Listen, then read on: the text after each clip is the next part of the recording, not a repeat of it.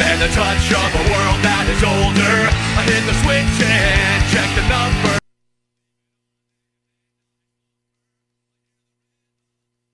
Through it, flamenco guitar and cumbia music. I hear the talking of the DJ. Let's have a listen. What does he say? I'm on a Mexican radio. I'm on a Mexican radio.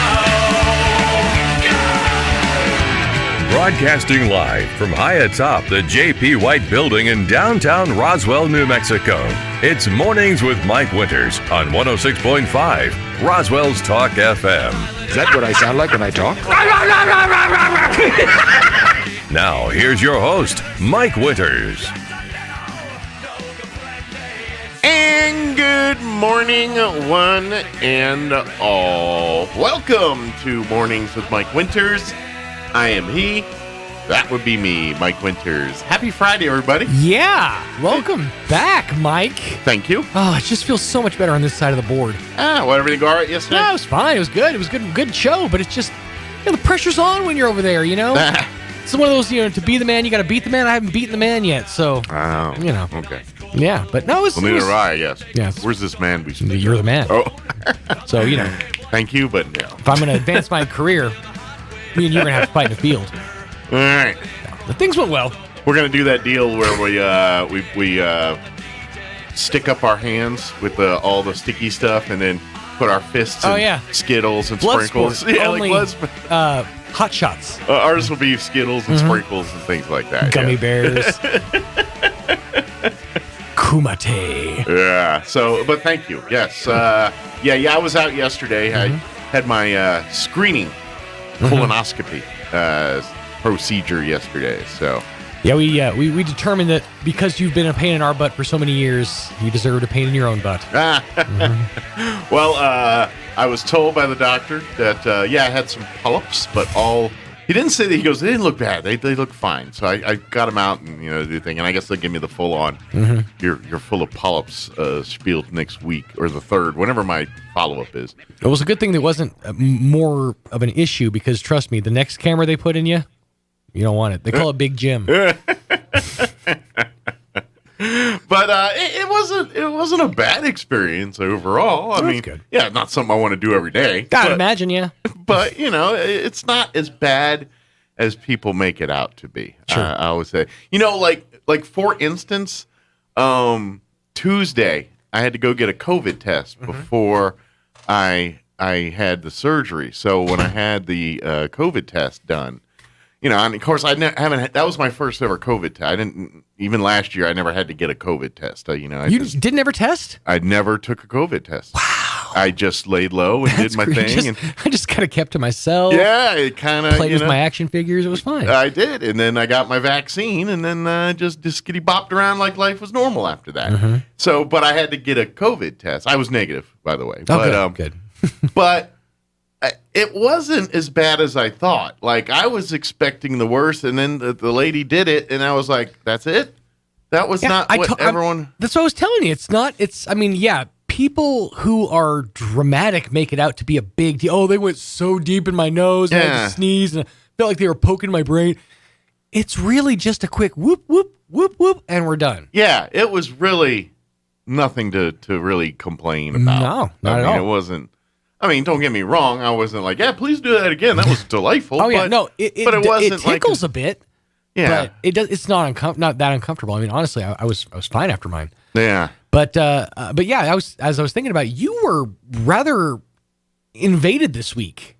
You've been infiltrated, sir. I've been prodded. Yeah, on like several different points of ingress. Yeah, and I think I'm done. I got follow-ups for all this. I got a regular doctor appointment next week, right. and then a follow-up with the gastroenterologist next week, the week after, I think. But I'm done with all that. I do feel a little like I'm heartburny this morning. I woke up with heartburn. Like, you should have had him leave a thumbs up in you.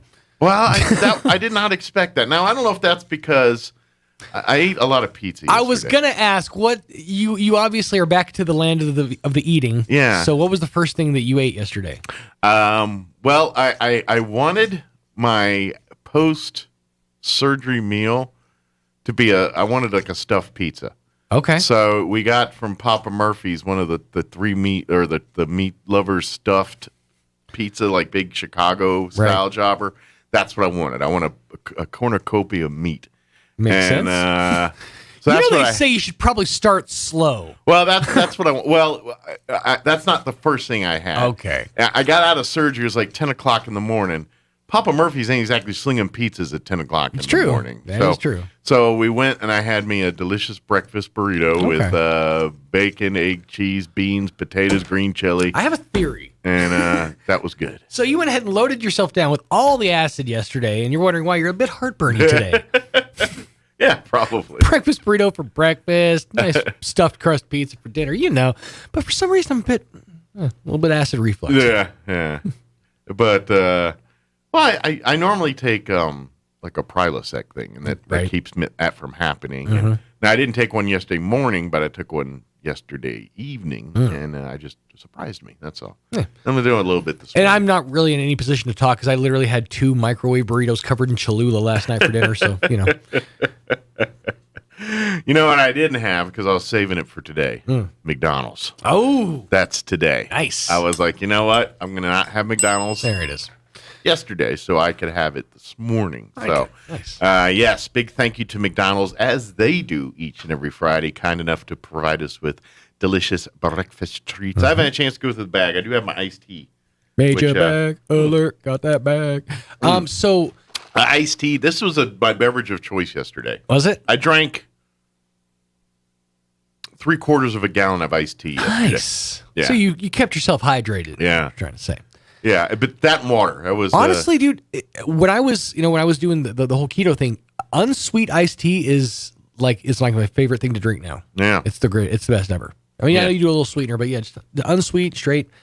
I think it's and coming from somebody who's from the South, like sweet tea is like sort of our thing. Sure, I got real into unsweet tea. Yeah, it's like I don't know, curse my family name, but Well, I remember I was a kid when I first had tea. It was unsweet. Mm-hmm. That was the first time I had tea. So I didn't drink it sweet for a while. And then I don't know, something happened and I got sweet tea. And something must have happened, man. Yeah. And I still can drink sweet tea without the sweeten just fine. I'm okay, sure. but I prefer a little sweet and low. Oh, yeah. That's my preference. I like adding a little pink to my drink. But as far as the whole procedure goes, it wasn't bad at all. So, but let me give you the rundown. Yes. Let's see. Have we seen anybody from the library yet? I'm guessing no. But I shut the door because they had the volume way up. Yeah, well, are they here? Ah, cool. Folks in the library here. Good deal. He cleared the door, closed it out on me. I didn't know. So let me give you the rundown of what we got going on for today's show. Here in the 7 o'clock hour, we're going to have the folks from the Roswell Public Library, Tracy Fry. I also have Barbara Chavez. I'm not sure if it's Barbara or we got Peggy, but we got the folks from the library joining us. Mm-hmm. We'll get an update from them. In the 8 o'clock hour, about 8:15, County Manager Bill Williams will join us. Oh.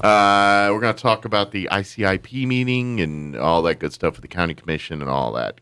Commission meeting, all that good stuff. So we'll get an update from Bill in the 8 o'clock hour. And then in the 9 o'clock hour, about 9:15, we're going to have John LeMay join us from the Historical Society for Southeast New Mexico. They got a book fair coming up.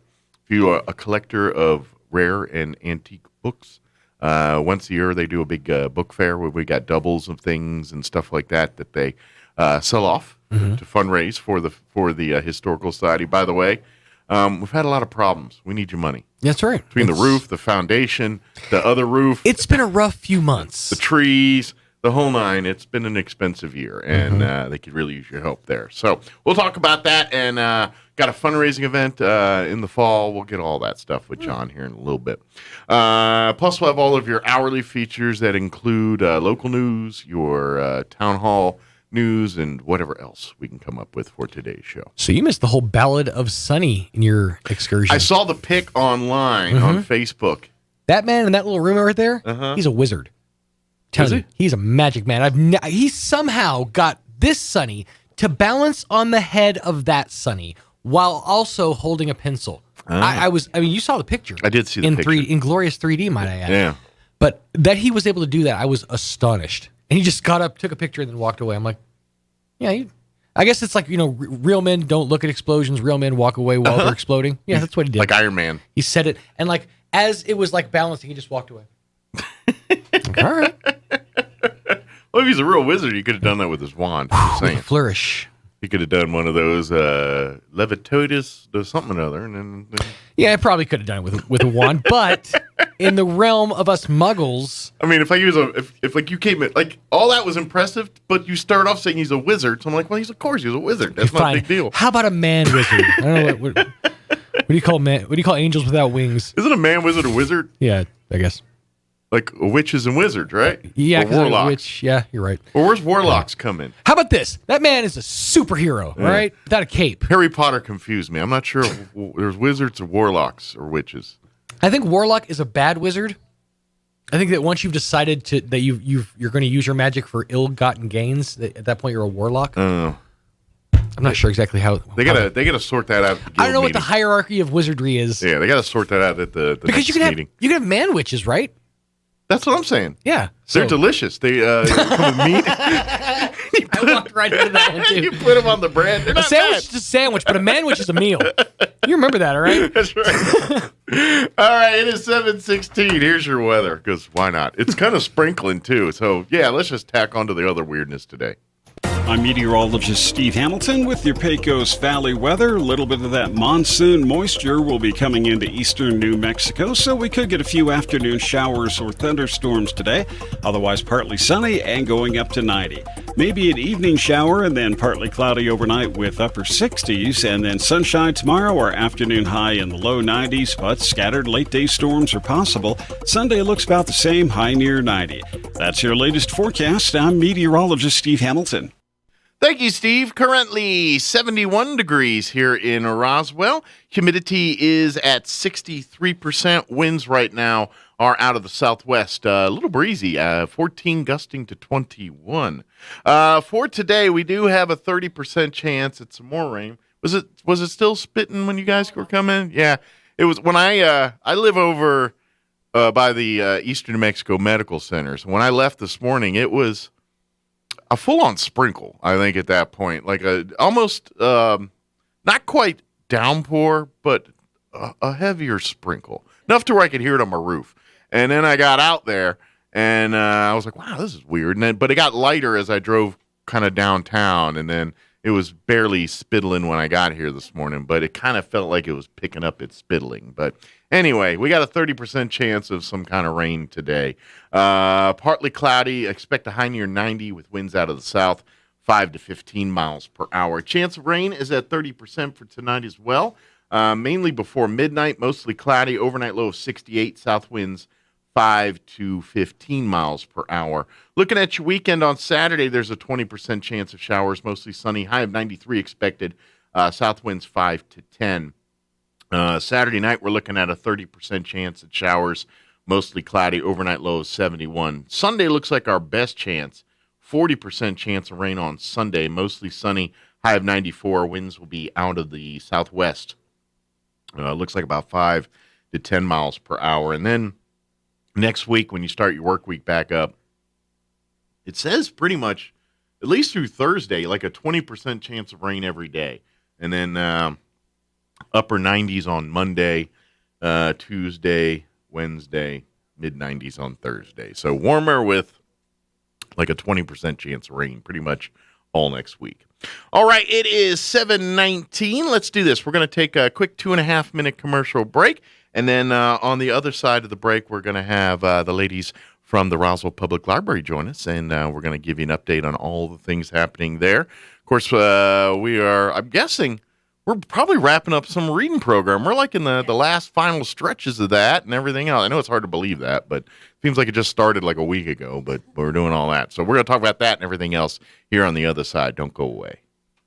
Make back to school a breeze with a backpack giveaway at Roswell Honda. If you know a kid that needs school supplies, stop by Roswell Honda now through July 23rd and sign them up. Then join Roswell Honda Saturday the 24th from 10 to 1 for the back to school bash with food, drinks, activities for the whole family, and your chance to get the kids hooked up with a backpack filled with school supplies while supplies last. And for the grown-ups, the chance to win a brand new laptop. Drawing at 1, and you must be present to win. Saturday, July 24th, 10 to 1 at Roswell Honda, 2177 West 2nd. If you have a student who's ready to further their education, think Eastern New Mexico University first. The state of New Mexico, through the Lottery Scholarship Program, will pay 100% of your student's tuition if you are a New Mexico resident. Don't miss out on this great opportunity to further your student's higher education at the only 4-year university on the High Plains. For more information, visit enmu.edu. Explore, experience, excel. Eastern New Mexico University. It's the first day of the first grade, and she found a new best friend. It's a laid-back Sunday afternoon you wish would never end. The homemade taste of bluebell and good friends gathered round. The good old days are being made right now. Dip into our new coconut cream pie ice cream and imagine being stranded on a deserted island. Rich coconut French ice cream, flakes of coconut, tasty pie crust pieces, and a whipped topping swirl loaded with toasted coconut. You won't want to be rescued. The good old days are being made right now. The good old days are being made right now. Look for Bluebell ice cream at Walmart Supercenters. Otto von Bismarck is said to have quipped, "Laws are like sausages. It's better not to see them being made." While that's a great line, we respectfully disagree. We're New Mexico Foundation for Open Government, a nonpartisan, not-for-profit organization that exists to promote transparency in government, so you not only know what's happening, but why, and by whom. Because what you don't know can hurt you. Visit nmfog.org and become a member today. Sponsored by New Mexico Broadcasters Association. Here's a Mornings with Mike Winters fun fact. Turtles can breathe through their butts. We imagine you know some people who do that too, because that's where their heads reside. Here's Mike Winters. And good morning. It is 22 minutes after 7 o'clock, and joining us in studio this morning from the Roswell Public Library, Tracy Fry back with us, and also joining us here is Tiffany Rockwell as well. Good morning, ladies. Good morning. Good morning. How's everything at the library this morning? It's not open yet, but it's so great right now. It's right. Nice and quiet, and a good time to read while you're there. Yeah. But, of course, it's been a busy summer. Yes, it has. I know you guys have had the summer reading program going, and we're about ready to wrap that up. So hopefully families have been able to take advantage of that and not only get their reading in, but get some of the prizes and do some of the other activities that are part of the summer reading program. I guess if you haven't, you got a week left. I don't know if you can finish the whole program in that, but you could certainly... I'd never a wrong time to start reading, so come on and get involved here. We can get a couple of books read and things before they go back to school here. So if you're just hearing about it, you're behind the 8 ball, but come on down. Yeah. But now that I guess really you guys are kind of almost shifting to back to school mode now, right? It's kind of I know you guys kind of have like just like anything else, like the seasons and things, but yours kind of coincide with the school year a little bit, and because that's families' lives coincide with the school year, and that's kind of so you guys are probably like, all right, we're getting out of the head of summer mode and into the head of back to school. Which means there's a lot going on for back to school too, or after the summer reading program. Correct. Yeah, good deal. So put these things on your calendar. I always tell people, especially if you got families with kids, but really anybody, follow or like or whatever you want to call on that, the Roswell Public Library's Facebook, or Instagram page, or both, depending if you use both social medias. Those are great ways to kind of stay up to date on everything we're going to talk about here, but everything outside of that, like when you guys have various arts and crafts nights or things like that, the projects are put up on the Facebook page or Instagram. And you can take the pictures and see all that. But you can stay up to date. It's like, hey, don't forget we got a STEM related thing that's coming up this weekend. It's always on there. So please like and follow. That's the modern age of putting things up on the refrigerator. Yes. Like when we were younger, we used to put schedules, like everyone's sports schedules or school schedules. They did get taped or magnetized to the refrigerator. Facebook's our new refrigerator magnet. And if they need more information, they can also call the library anytime, and we'll be happy to let them know what's going on. Yeah, and I think you all print out calendars and things too. So if you're like, no, my magnet thing is the magnet thing. All right, well then we can get you printed off, put one up on the refrigerator there for you. Well, and speaking of which, we also have like a little brochure of fall activities. I can hand that to you so you can take a look. Maybe it's something you're interested in doing. Okay. But yeah, we have things coming up, like our grand reopening of our children's area. Very good. So yeah, you got lots of stuff coming up in the fall here. Right. Story times, all the things that we kind of expect from, like, especially pre-COVID. That was kind of, a couple times a week there were story times. There's just always something all geared towards different age groups. Generally, like you said, in the mornings when the elementary kids are in school, you guys got stuff for like the toddlers and the preschool going on in the mornings there, or homeschooled. Right. And then usually in the afternoons, like 3 o'clock, then the elementary age kids are off school, and so you guys would have things there. And then usually like on the weekends and stuff, you guys have a lot of stuff for teens and all that. So all that's starting to come back again. So good deal. So do we want to just start going through some of this stuff, or do you want to? Right. Well, that's going to start in September. What's coming up? Like I'll say in August. Okay. Yeah. Let's get to that first. Yeah. Well, so actually we're going to be at the farmers market on August 7th, and we'll be giving out information that day. Okay. So that'll be 2 Saturdays from now. Correct. And we're going to also have their Barbara Chavez, who couldn't be with us today, is going to be demonstrating solar ovens, how they work at the... Oh, nice. And then we'll have, of course, information about library programs that are coming up. All right. Are they cooking food in the solar ovens for everybody? Well, when she did it at the library, they were melting, seeing how quick things melted. I don't know if we're going to actually cook. Okay. I don't know. Well, let's melt some cheese. Yeah. On a tortilla, something. It's like, remember like the Easy Bake Ovens when you were kids? That's what everybody was saying. It reminds them of the Easy Bake Ovens. I got to imagine the solar's got to be stronger than that light bulb, right? I mean, probably that time of day, yes. That light bulb cook a cake. It'd take, I mean, we could, it's the sun. It's the most powerful energy source in the galaxy, right? Surely we could whip out a tortilla. Yeah, exactly. Exactly. I hope not, too. Go up and whip out a quesadilla off this thing or something. We'll make some pancakes, something. But that's cool. So look for that out at the Garden Farmers Market on the 7th. Right. So it won't be this Saturday, but I think the following Saturday. Man, is it already that quick?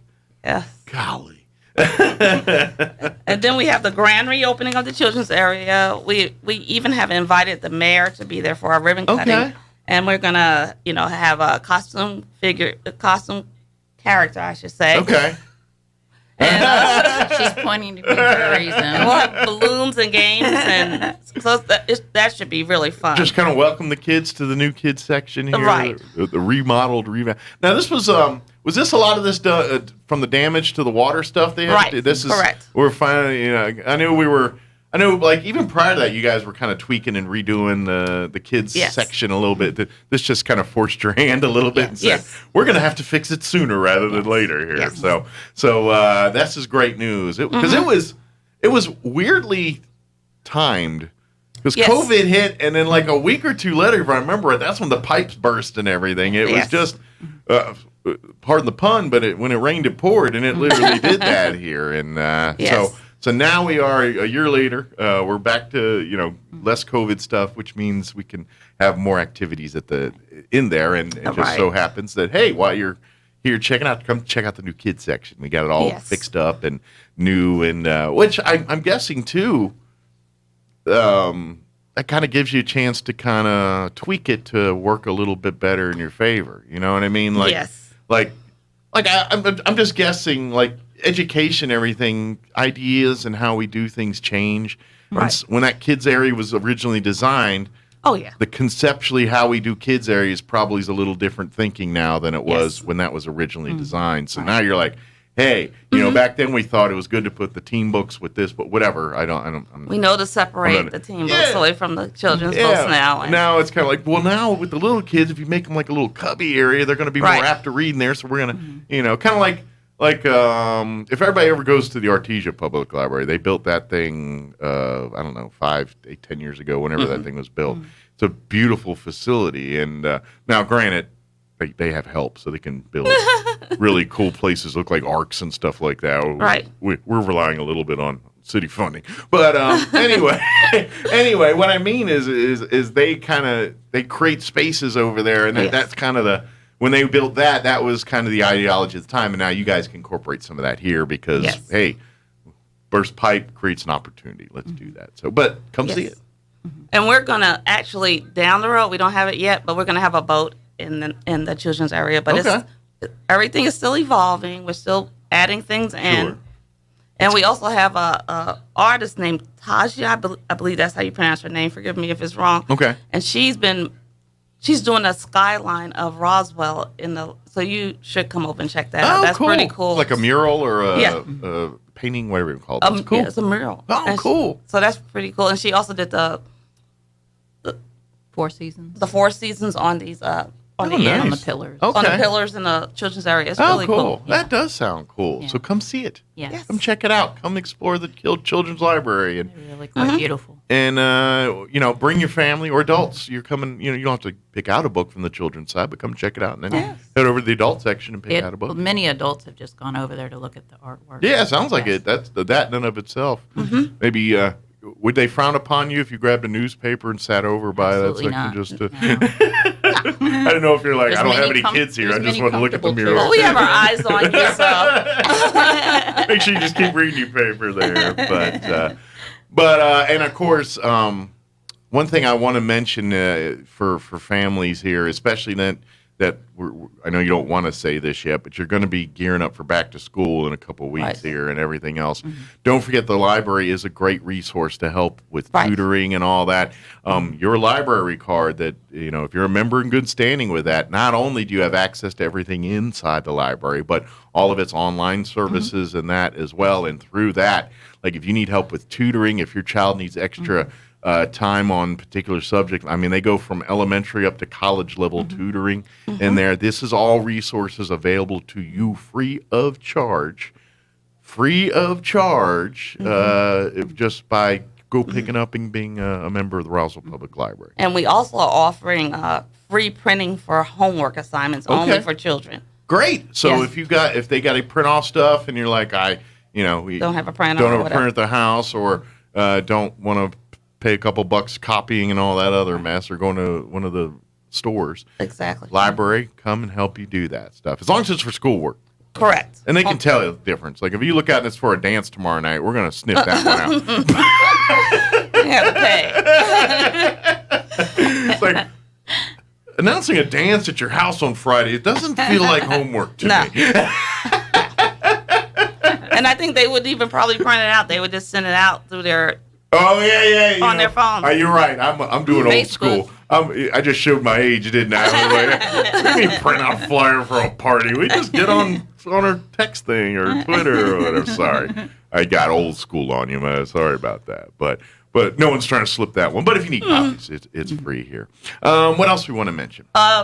Tiffany is going to be running our Girls Who Code. And she can let's talk with This is a new program that we're going to be starting this fall. It's for grades. Well, mostly for grades 7 through 12 girls. Okay, so middle school up to high school. Doing just girls this year. And yes, it's going to start August the 21st. It's going to run for 10 weeks. Okay. And we're focusing on coding because we want to get the girls into the tech. Okay. So is this like, you started like the basics of coding and all that? I was a programmer before I became a librarian. Okay. So, but yes, it's... So I'm going to ask a question. This may, again, Mike, like my flyer idea, be a bit outdated, but I'm curious. It's fine. Yes. Because I remember, I'm old enough, I'm of the age where like our first home computers were like Apple IICs. Yes, I learned on those. Yeah, that was my very first home computer was an Apple IIC.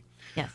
For anybody that owned one of those knows that at that time, unless you were pretty savvy with a computer, there wasn't really a whole lot you could do with the thing. No. One of the things that I did do was you could go buy like computer magazines and programming, and in these magazines they would literally have just pages of code. Absolutely. And if you copied and got all the code in correct, every little colon and semi, I mean it's a monotonous task. If you got all that right, you got to play like Hangman or something at the end.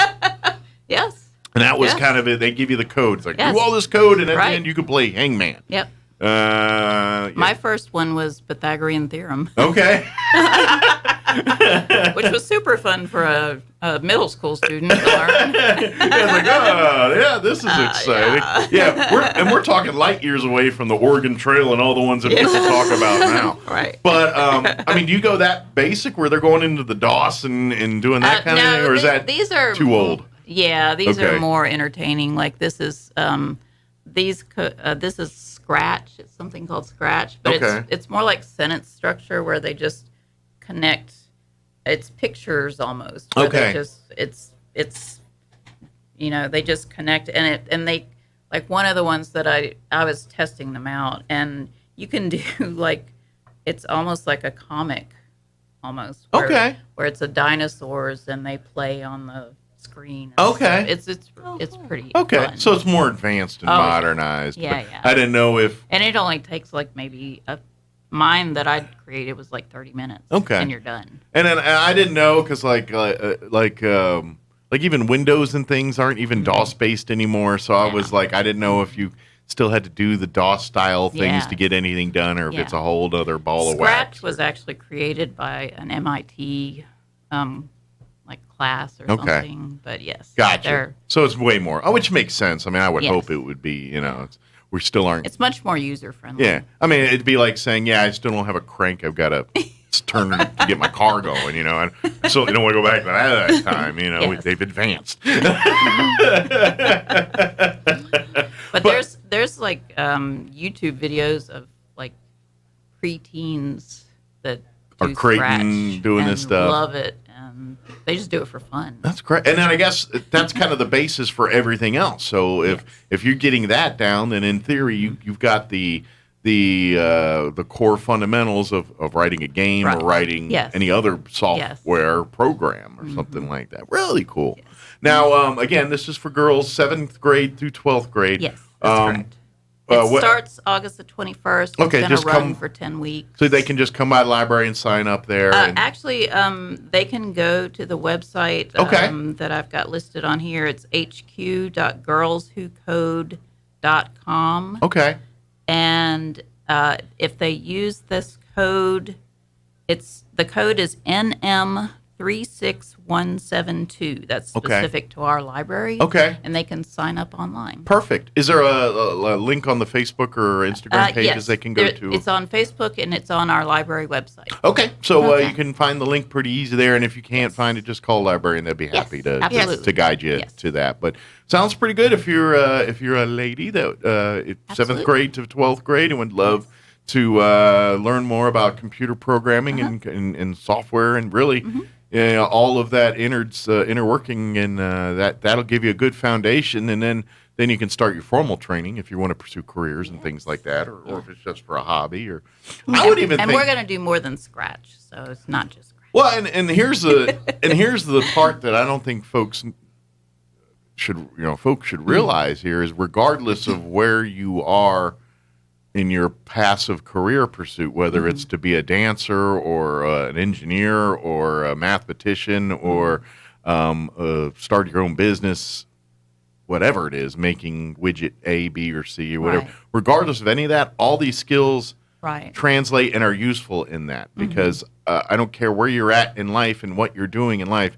You're going to be doing something in front of a computer Right. Yes. that requires interaction, software things, and to have that understanding is going to serve you well, even if you have no plans to write code or write a piece of software someday. You never know when that kind of stuff will come in handy. Yeah, it's fun to know what goes on in the background, too. Exactly. Yeah, you understand it. You fix your own problems. Right. Yeah, when you go through and your computer, because let's face it, everybody's computer, you want to throw it out the window at some point. I don't care who you are, where you are, and how much time you spend on a computer. You spend any kind of time. There's going to be a day where you just want to chuck that sucker right out the window. Yeah. Some more than once a day. But good deal. So, yeah, sign up for this, and next thing you know, you might be setting the path where you're the one who's created the next big game for EA or the next software program that every business on the planet has a standard operating procedure for their company. You know? Right. You know, you'd be the next Bill Gates. You never know. Or Melinda. Or Melinda Gates, yeah. Who's about to be the richer one now? I'm not really. I think Melinda. I don't know. But yeah, maybe Bill Gates. Bill Gates 20 years ago, not Bill Gates. I guess I should have clarified there. Steve Wozniak. Be the next Steve Wozniak. Go down the list here. Good deal. What else do we want to make sure we let folks know about? Let's see. That August 3rd, we're going to start our adult coloring program. So if adults stop in at the library, they'll have coloring sheets and pencils, and they just take it and go sit somewhere and just start coloring. Yeah, if you're not familiar with this, adult coloring is kind of a trend that started up a couple years ago, and basically it's a stress relief for adults. Yes. Now the coloring books are a little bit more advanced. These aren't like the ones your kids get. So you're like, oh, that ain't hard. How would you?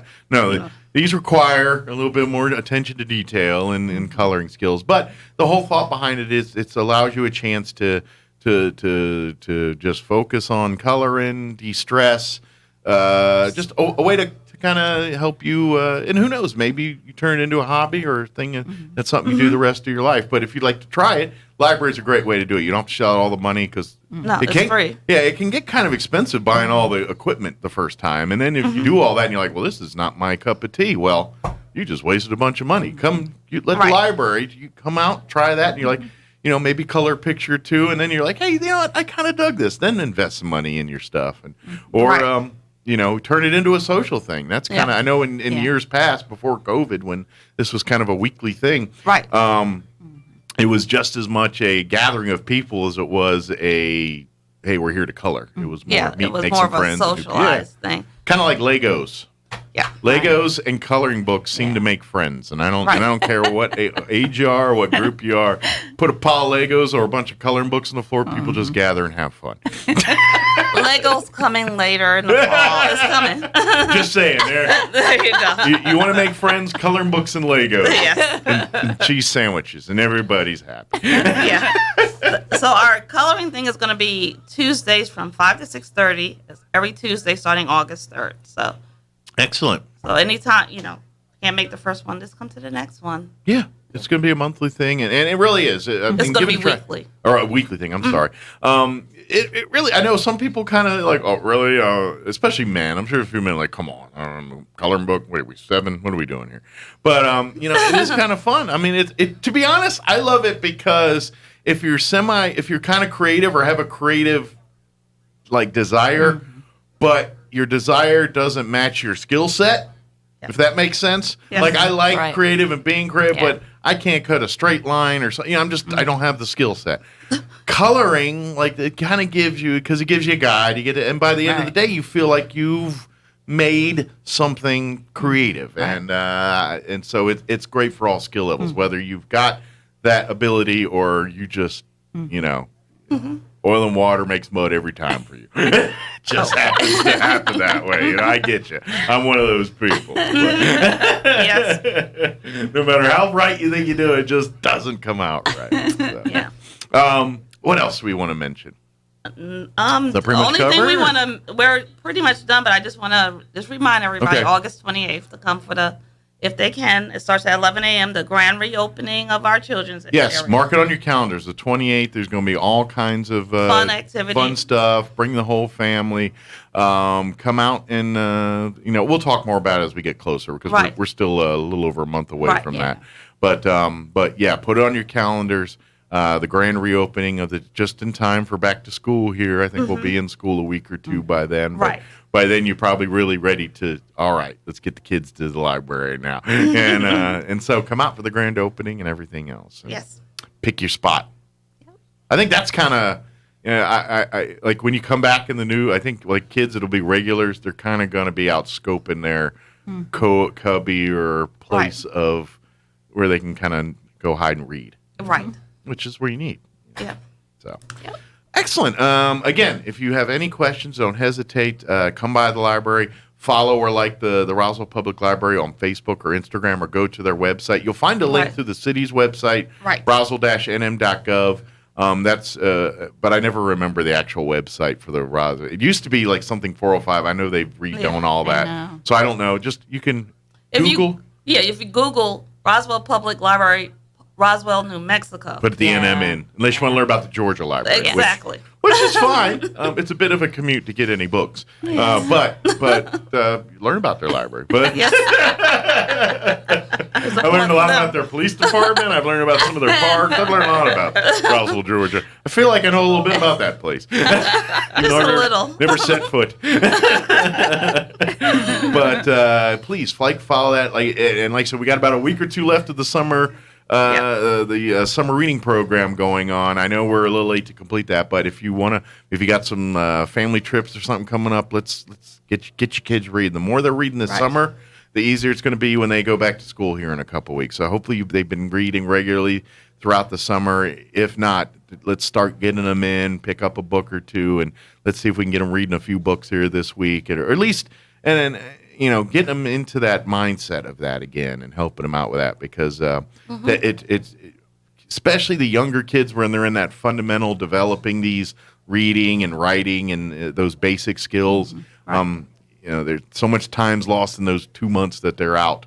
Sometimes that you need to kind of keep that nourishment going a little bit. You don't have to be schooled the whole time, but keep them actively using these skills till they become second nature for them. And if they're not big on wanting to read chapter books, there are graphic novels there. So yeah, absolutely. Reading's reading. Exactly. Now, granted, subject matter is appropriate for ages and things, but reading a magazine or a graphic novel or a comic book, to me, is just you're reading the story, you're following it. Yes, you have pictures as aids. So what? You're learning to read. You're using those skills. What better can that help you independently learn how to read by using pictures and things? That's problem-solving skills. These are all developing all of that by doing things like looking at comic books and stuff like that. So don't knock it. It's all good.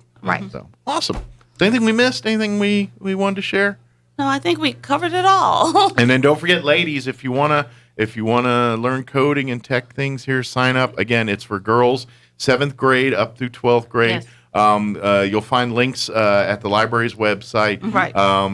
If you have any questions, don't hesitate to call, and I'm usually the one that answers. And we'll be happy to get you in that information and everything you need. So good deal. Well, thank you guys. Stay dry. Yeah, it's just windy cool. now. I don't know what to tell you. Stay cool or dry, or both.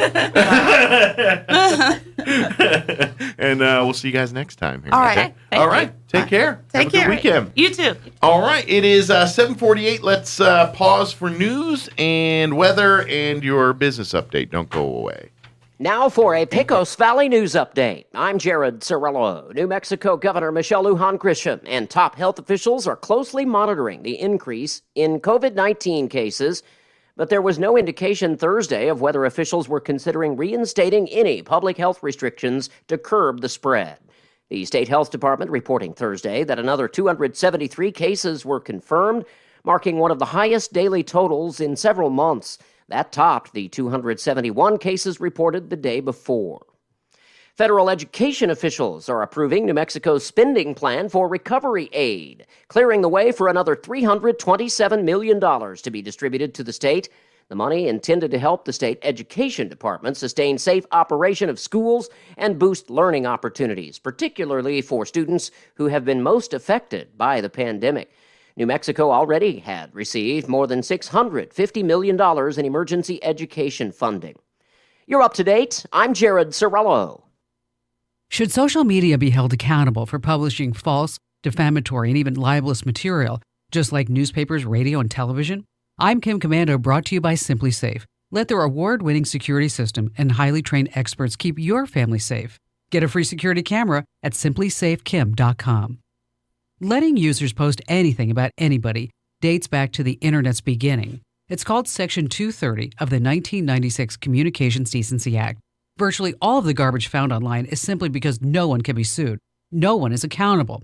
So Democratic Minnesota Senator Amy Klobuchar introduced a bill yesterday that strips away social media's liability protections, but only for misinformation about coronavirus vaccines.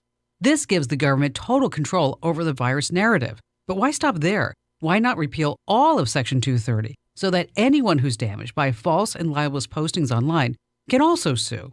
Get more tech news 24/7 at commando.com. School's out for summer, but if your business is running QuickBooks, you'll never get a break. QuickBooks manual processes, integration difficulties, and glitchy delays will leave you scrambling. Failing to graduate to NetSuite will leave you stuck in summer school while your friends party.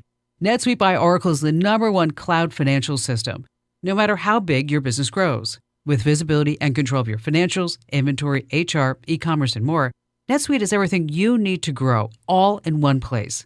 Automate your processes with NetSuite and close your books in no time. 93% of surveyed businesses increase their visibility and control since graduating from QuickBooks to NetSuite, and special financing's back. NetSuite is offering a one-of-a-kind financing program for those ready to graduate today. That's special financing at netsuite.com/Kim. NetSuite is everything you need to grow, all in one place. Head to netsuite.com/Kim right now. That's netsuite.com/Kim. I'm meteorologist Steve Hamilton with your Pecos Valley weather. A little bit of that monsoon moisture will be coming into eastern New Mexico, so we could get a few afternoon showers or thunderstorms today. Otherwise, partly sunny and going up to 90. Maybe an evening shower and then partly cloudy overnight with upper 60s, and then sunshine tomorrow. Our afternoon high in the low 90s, but scattered late-day storms are possible. Sunday looks about the same, high near 90. That's your latest forecast. I'm meteorologist Steve Hamilton. With the SRN News Business Brief, I'm Bill Alexander. Small businesses in the U.S. that depend on tourism and vacationers say business is bouncing back as Americans are booking trips and spending freely on food, entertainment, and souvenirs. The U.S. Travel Association predicts domestic travel spending will total $787 billion in 2021. Major websites went down Thursday in what appeared to be a brief but widespread outage. The websites of Airbnb, AT&T, Costco, and Delta showed error messages around midday. They seemed to be operating normally, however, by 12:45 p.m. Eastern Time. On Wall Street, the Dow was up 25 points to 34,823. The Nasdaq gained 52 points to 14,684, and the S&P 500 was up 8 to 4,367. With the SRN News Business Brief, I'm Bill Alexander in Washington. The days are filled with the smell of barbecue and the sound of kids playing in the pool. The nights are filled with the flash of fireworks. Yeah, it's tailgate season in Roswell, and here at the Tailgate Nation, we're doing our best to help your family make the most of it. Roswell Ford has the largest selection of pre-owned vehicles in southeastern New Mexico, starting at just $5,000. We're talking premium, late-model cars, trucks, and SUVs you'll be proud to own and delighted to drive. Each one has passed a rigorous 139-point inspection, and Roswell Ford gives you a 3-day money-back guarantee so you can buy without being shy. Right now, your trade-in has never been worth more, so if you're upside down, this might be the time for you to get right side up again. Or consider selling your current vehicle. Roswell Ford is paying top dollar for good, clean, used cars and trucks. So why not stop by and see what it's worth? It's tailgate season and America calling. Begin your family adventure with a fresh new ride from the Tailgate Nation, Roswell Ford, at the corner of 9th and Main.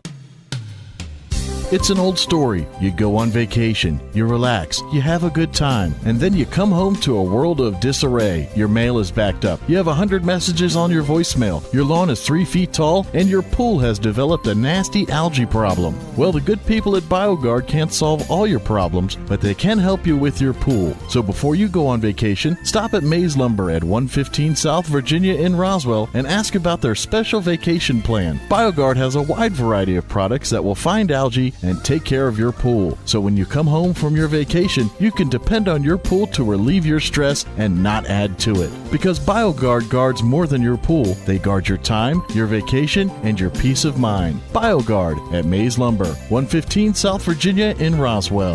We cut to order, special order, products sold and new. You can count on Mays Lumber Company. There are two important questions I'd like you to think about. First, if you were to die tonight, would you go to heaven? Isn't that a fun question? Second, if you live another 50 years, do you have a big enough reason to carry you the distance? Both of these questions are very important, and they both deal with not only the future, but with how we live every moment. The first question has eternal significance, but so does the second. Whatever time we have is precious, and we can never get it back. We're stewards of one of the most precious things that God has given us, our time. So how are you spending yours? I hope it's on the stuff that really matters. If not, it might be time to consider taking an honest look at your life and shifting those priorities a bit. Join us at the Country Club Road Church of Christ for worship at 10 a.m. on Sunday, located on the corner of Country Club and Washington in Roswell. It's an idea whose time has come. The MTA Mechanics and Tires Mobile Tire Shop. No longer will the drama of auto service ruin your entire day. Instead, MTA Mechanics and Tires will come to you. MTA will install new tires, fix your brakes, or just fix a flat while your vehicle is at work, home, or even the airport. So skip the drama. Call the Mobile Tire Shop at MTA Mechanics and Tires, covering Roswell, Carlsbad, and Artesia. If you're missing a tooth or several teeth, a dental implant may be the ultimate solution. Implants look and feel so much like real teeth that you probably forget you have an implant. Maupin and Brown Dentistry is one of New Mexico's most experienced implant providers, with literally thousands of implant patients who are absolutely delighted with the results. Call Maupin and Brown today for an evaluation. You'll be surprised how affordable implants can be. Maupin and Brown, your choice for experienced, state-of-the-art dentistry. Here's a Mornings with Mike Winters fun fact. Alaska is the only state name that can be typed on one row of keys. Go ahead and try typing the other 49 states. We'll wait. Here's Mike Winters. And good morning. It is 7:57. Stay tuned next hour. About 8:15 or so, we're going to have Chavez County Manager Bill Williams join us. And we'll talk about ICIP meetings. We'll talk about county commission meetings. We'll talk all about just updates on what's going on in the county. So all of that happening here next hour. Couple things real quick. Don't forget day 2 of the Roswell Independent School District's job fair is happening today out at the Roswell Chamber of Commerce today from 10 a.m. until 2 p.m. You can go out there. They're looking for careers in all levels, teaching at all the grade levels, nurses, custodial, janitorial, substitute teachers, support staff, cafeteria, and more.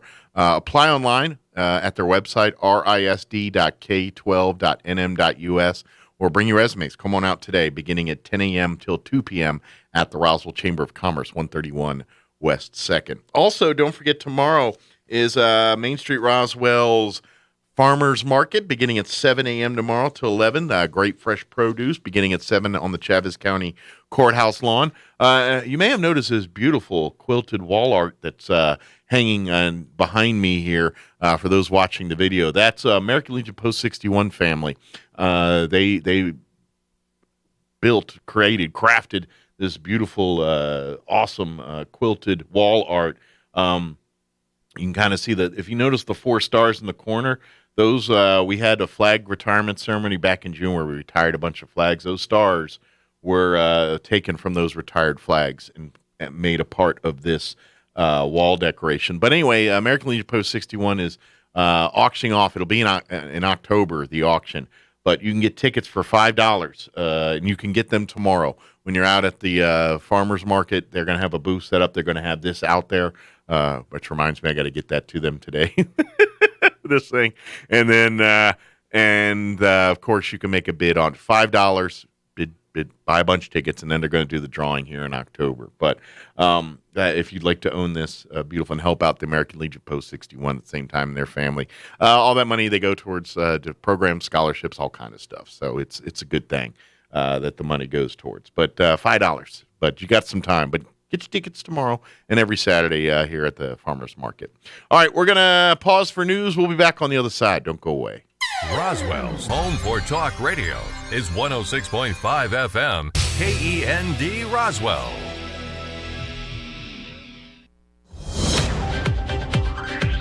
Breaking news this hour at townhall.com. I'm Bob Agnew in Washington.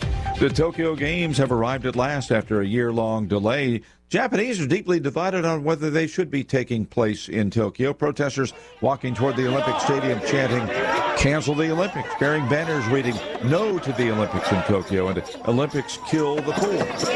Meanwhile, the White House is unhappy with China's rejection of a plan to study the origins of COVID-19. Here's White House correspondent Greg Clugston. The World Health Organization is calling for a deeper study into the pandemic's origins, and specifically the theory that the virus might have leaked from a Chinese lab. But China says no, and that's not being received well here at the White House. We're deeply disappointed. Their position is irresponsible and, frankly, dangerous. Press Secretary Jen Psaki says China is stonewalling and not living up to its obligations by trying to block further investigation.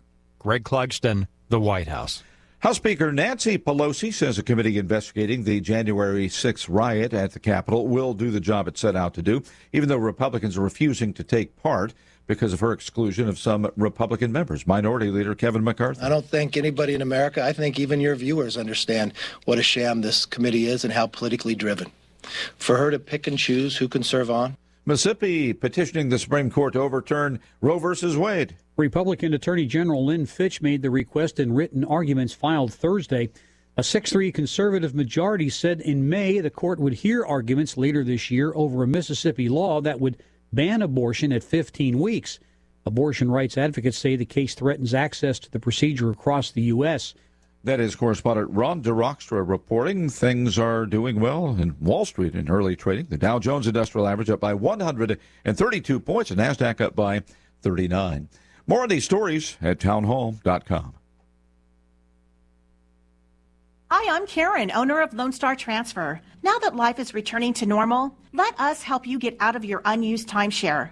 For most, getting out of a timeshare that feels impossible to use is a priority. One of the biggest concerns we hear is not knowing how high your next maintenance fee may be. With the bill right around the corner, it's like rolling the dice. We will get you out of your unused timeshare quickly so you can go back to traveling where you want, when you want. For over a decade, Lone Star Transfer has been helping thousands of people just like you exit their expensive timeshare.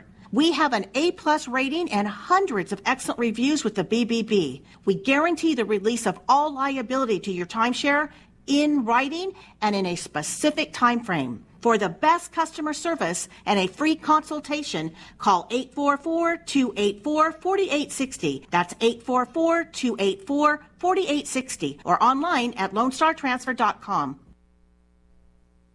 Mexico says it will be sending 2 Navy ships full of supplies to Cuba, things like food and medical aid. Mexico's Foreign Relations Department says these ships will set sail to Cuba on Sunday from the Gulf Coast port of Veracruz. Those vessels will carry oxygen tanks, needles, and syringes. Those ships will also bring basic food items like powdered milk and beans.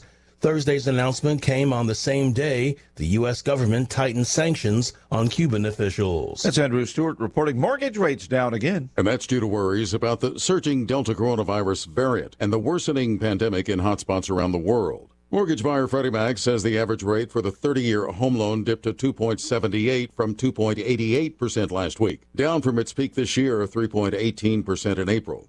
That is correspondent John Scott reporting. Breaking news and analysis at townhall.com. From Washington, I'm Bob Agnew. About 100 of the 613 U.S. athletes in Tokyo for the U.S. Olympic Games are not vaccinated. U.S. Olympic and Paralympic Committee Medical Director Jonathan Finoff said 567 American athletes had filled out their health histories as they prepared for the trip. Just over 80% had replied they were indeed vaccinated. As of today, it's 83%. And so that is just athletes. It is not staff because we don't collect private health information from staff members, but we do on our athletes so that we can assess and make sure we have emergency action plans around different health conditions. But 83% is actually a substantial number. We were quite happy with that. The European Medicines Agency has recommended approving Moderna's COVID-19 vaccine now for children aged 12 to 17, the first time the shot has been authorized for people under the age of 18. More on these stories at townhall.com.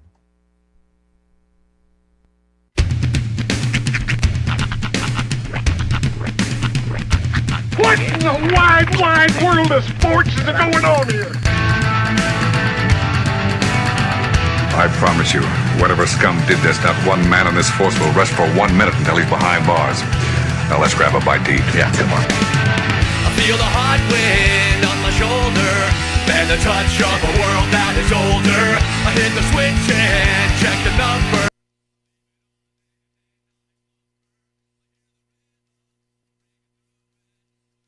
Guitar and cumbia music. I hear the talking of the DJ. The travel listen, what does he say? I'm on a Mexican radio. I'm on a Mexican radio. Broadcasting live from high atop the J.P. White Building in downtown Roswell, New Mexico. It's Mornings with Mike Winters on 106.5 Roswell's Talk FM. Is that what I sound like when I talk? Now, here's your host, Mike Winters. And good morning. It is 6 minutes after 8 o'clock. Welcome to hour number 2. The Deuce. Mornings with Mike Winters, right here on 106.5 Roswell's Talk FM. Happy Friday, everybody. Dude, there's some serious intimacy going on between the Sunnies over here. Sunnies are embracing. I think that what happened earlier this week with the balance thing, I think they bonded. I think they instilled some I think a sense of like respect for each other, for one another. So yeah, I'm liking the relationship that Sunnies are having after this week. I think it's good. It's been nice. It's a good thing. They've been very familiar. You know what it is? They realized that mom and dad are having problems, and they knew they were going to have to lean on each other.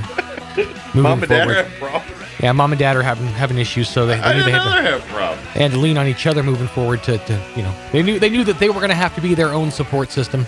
Okay. And doggone it, they were a good support system. All right, that's fair enough. I don't know if it's because I mean they're not necessarily making out. I think it's more of just like an embrace. I think they call it a bro hug. Yeah, bro hug. He's still broken up over the loss of the arm. That's right.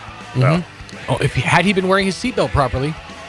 A couple more. That is the most in Def Leppard joke you're ever going to hear in your entire life. Sorry. Listen, I need a couple more to complete the set. Yeah.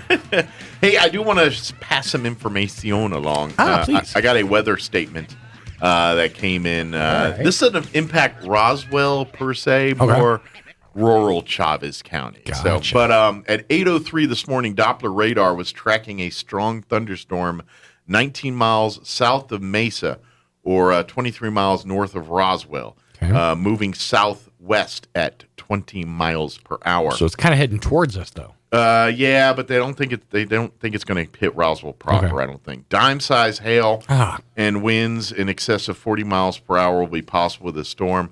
The storm will remain over mainly rural parts of north central Chavez County. Gotcha. This includes Highway 285 between mile marker 126 and 134. So if you're going to be in that area or you reside in that area, it looks like you might got some stormage coming. So prepare accordingly. So just wanted to pass that along. So you're saying the pool is off the menu today? Yeah. More well, at likely. least for parts. Mm-hmm. Mine, they start ripping the liner out of our pool. They're replacing the liner in our pool, I was like, so we don't have a pool at our little facility. I was like, that's one of two things. They're either fixing something or they're filling it in. Well, the liner is kaput, and we haven't had it in we didn't do it at all last year with COVID. Right. It wasn't open, but so it's been 2 years, and they're ripping out all the line. But this, I noticed yesterday when I was coming back from my jaunt. I noticed they were ripping the liner out and everything in there. So I got to think that's progress towards I would think getting the pool back. But they wouldn't start fixing it if they weren't going to fill it, right? Yeah, so who knows? Maybe I'll get to swim this summer in my pool. Nice. Maybe. Pool party at Mike's house. I say my pool. It's my pool. Right. It's not my pool. It's the community pool. It's totally his line. He's invested. That's how he has all this insider liner information. I do have an inside source. Mm-hmm. As I always do. Is it your wife? A little bit. Mm-hmm.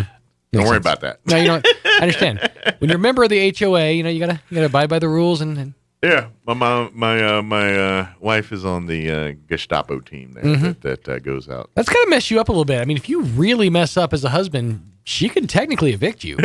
No, she can't. Legally, yes, she can. Trust me. Trust me. Yes, she can. Well, both of our names are on the mortgage. Fair enough. And her car. Now that I think about it. Wow. Dang. Okay, you got a lot of pull. I got some leverage. If All I right, need fair to. enough. If I need Fair to enough. use it. And you do know a good lawyer, so. Yeah, I know a couple. No, I'm just joking. I'm not doing any of that stuff. But I know we took this way to Kim. I'm completely kidding. Okay, this started actually on your side. I was saying you have the power to kick him out. This is what I was really saying. This just escalated quickly. I should probably go. No, see, well, if she had the power to do anything, it would have been yesterday when in vulnerable moments, she was very, very helpful. Quick, give me some contracts to sign. Yeah, you were. But in fairness, she is also your power of attorney, I would assume.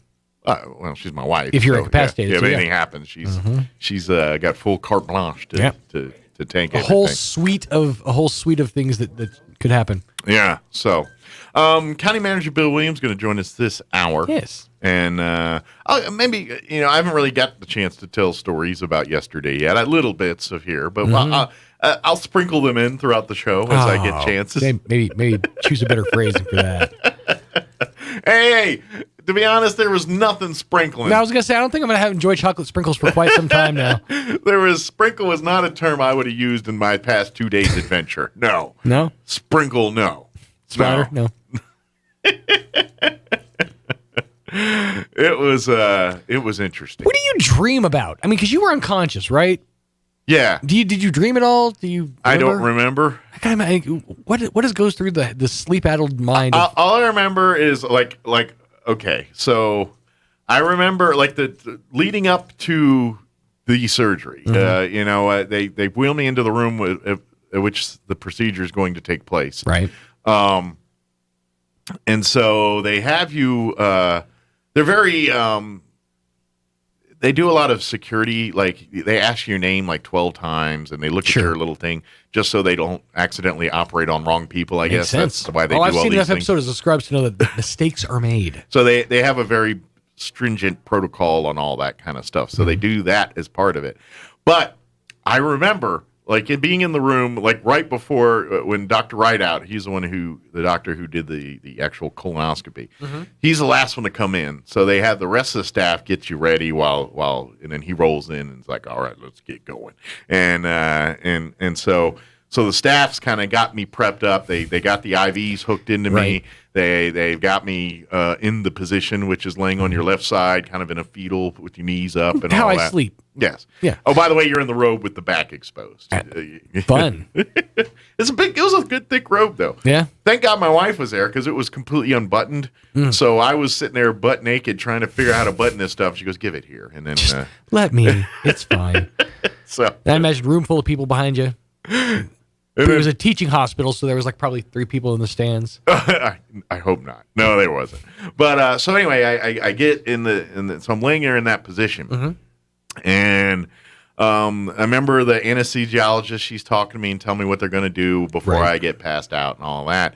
And I remember the moment when doctor comes in and I think I talked to him. I don't quite remember. Right. But I remember him and his assistant or other, I don't know, the 2 people, the doctor and one other person was back there. And at the point of ingress. The anesthesiologist is talking to me saying, okay, we're going to say your name and they're going to ask your name and then we're going to go do this. Sure. And I remember she's telling me this and I hear the doctor talking to his assistant and they're talking about what they're going to be doing. Uh-huh. And he literally puts a hand on my cheek like all right, we're going to go right in here. And, he just and so that's the moment before I'm like, hey, that's my cheek. You just and then next thing you know, I'm gone. That's basically like when you're standing talking to somebody and you put your elbow up on something. That's what it was like. He posted up on you. Yeah, and that's I was fantastic. like, they were back having a conversation back there about what was. Oh yeah, because this is just another day at the office. But office. it was just funny. It's like put a piece on the ham there and just. It was like, all right, we're gonna go right, and I was like, I'm not out yet before the hands go. And then next thing Have you seen the meme where it's car salesman slaps top of car? This baby right here. That's all I could think when you said that. Slaps top of cheek. That's what it This baby felt right like. here is going to go. Yeah, basically he was a car That's what salesman it meme. felt like. All right, let's check under the hood Slaps here. top of cheek. And now it was just like, I'm not out yet.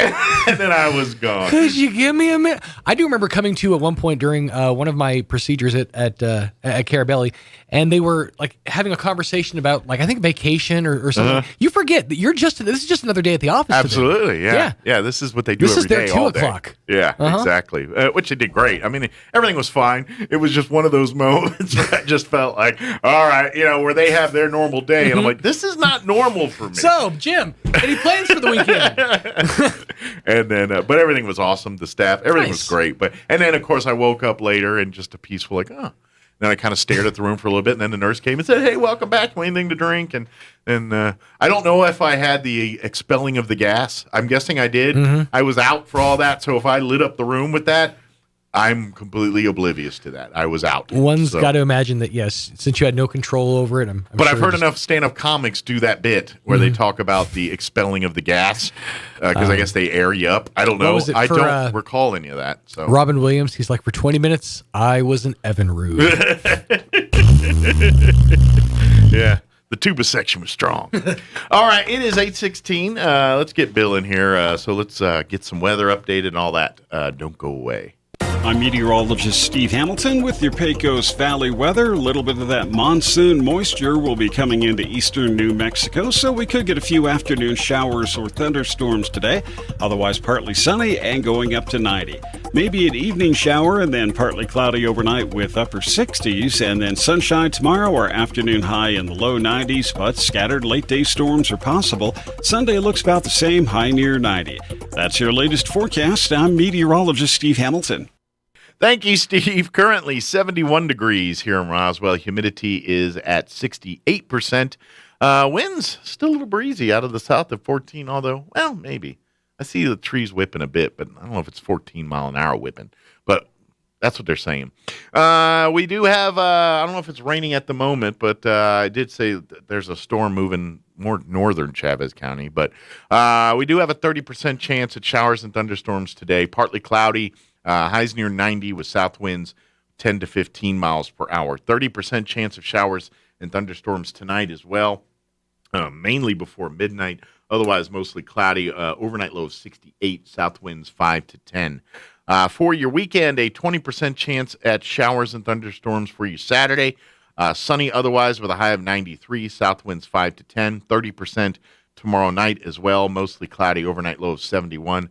Sunday, our chance of rain bumps up to 40%, mostly sunny, high of 94. Otherwise, winds out of the southwest 5 to 10. 20% chance of rain for Sunday night as well, with an overnight low of 71 under partly cloudy skies. And then it looks like for next week, we got a pretty much a 20% chance of rain, at least every day through Thursday, with highs in the mid to upper 90s all week. So we'll see, like 97, 98. I think our lowest is like 95 on Thursday. So, but we'll see. That also will change because by the weekend they'll say, no, and all those rain chances will either increase or disappear altogether by the time we get to those. That's just how it works. I've seen it enough. All right, it is 18 minutes after 8 o'clock. Let's take a quick break, and then County Manager Bill Williams will join us on the other side. We'll talk ICIP and County Commission and all that other stuff on the other side. Don't go away. Celebrate the 80th anniversary of the last escape of Billy the Kid at Old Lincoln Days, Friday, August 6th through Sunday, August 8th in historic Lincoln, New Mexico. The annual folk pageant portrays Billy the Kid's last escape and the notorious Lincoln County War, complete with food vendors, live music, arts and crafts, a parade, and so much more. The 80th anniversary is extra special, with concerts every day included in the price of your ticket, featuring the Clay Mack Band on Friday and Saturday night, and Susie Weber Hildman with Olivia and Dan Hildman on Sunday afternoon. Admission is only $10 for adults. Kids 6 through 12 are $6, and kids 5 and under are free. Tickets are available at the gate beginning at 10 a.m. each morning. Get ready for this once-in-a-generation experience, the 80th anniversary of Old Lincoln Days and the last escape of Billy the Kid, August 6th through the 8th in historic Lincoln, New Mexico. Watch history come alive. There are two important questions I'd like you to think about. First, if you were to die tonight, would you go to heaven? Isn't that a fun question? Second, if you live another 50 years, do you have a big enough reason to carry you the distance? Both of these questions are very important, and they both deal with not only the future, but with how we live every moment. The first question has eternal significance, but so does the second. Whatever time we have is precious, and we can never get it back. We're stewards of one of the most precious things that God has given us, our time. So how are you spending yours? I hope it's on the stuff that really matters. If not, it might be time to consider taking an honest look at your life and shifting those priorities a bit. Join us at the Country Club Road Church of Christ for worship at 10 a.m. on Sunday, located on the corner of Country Club and Washington in Roswell.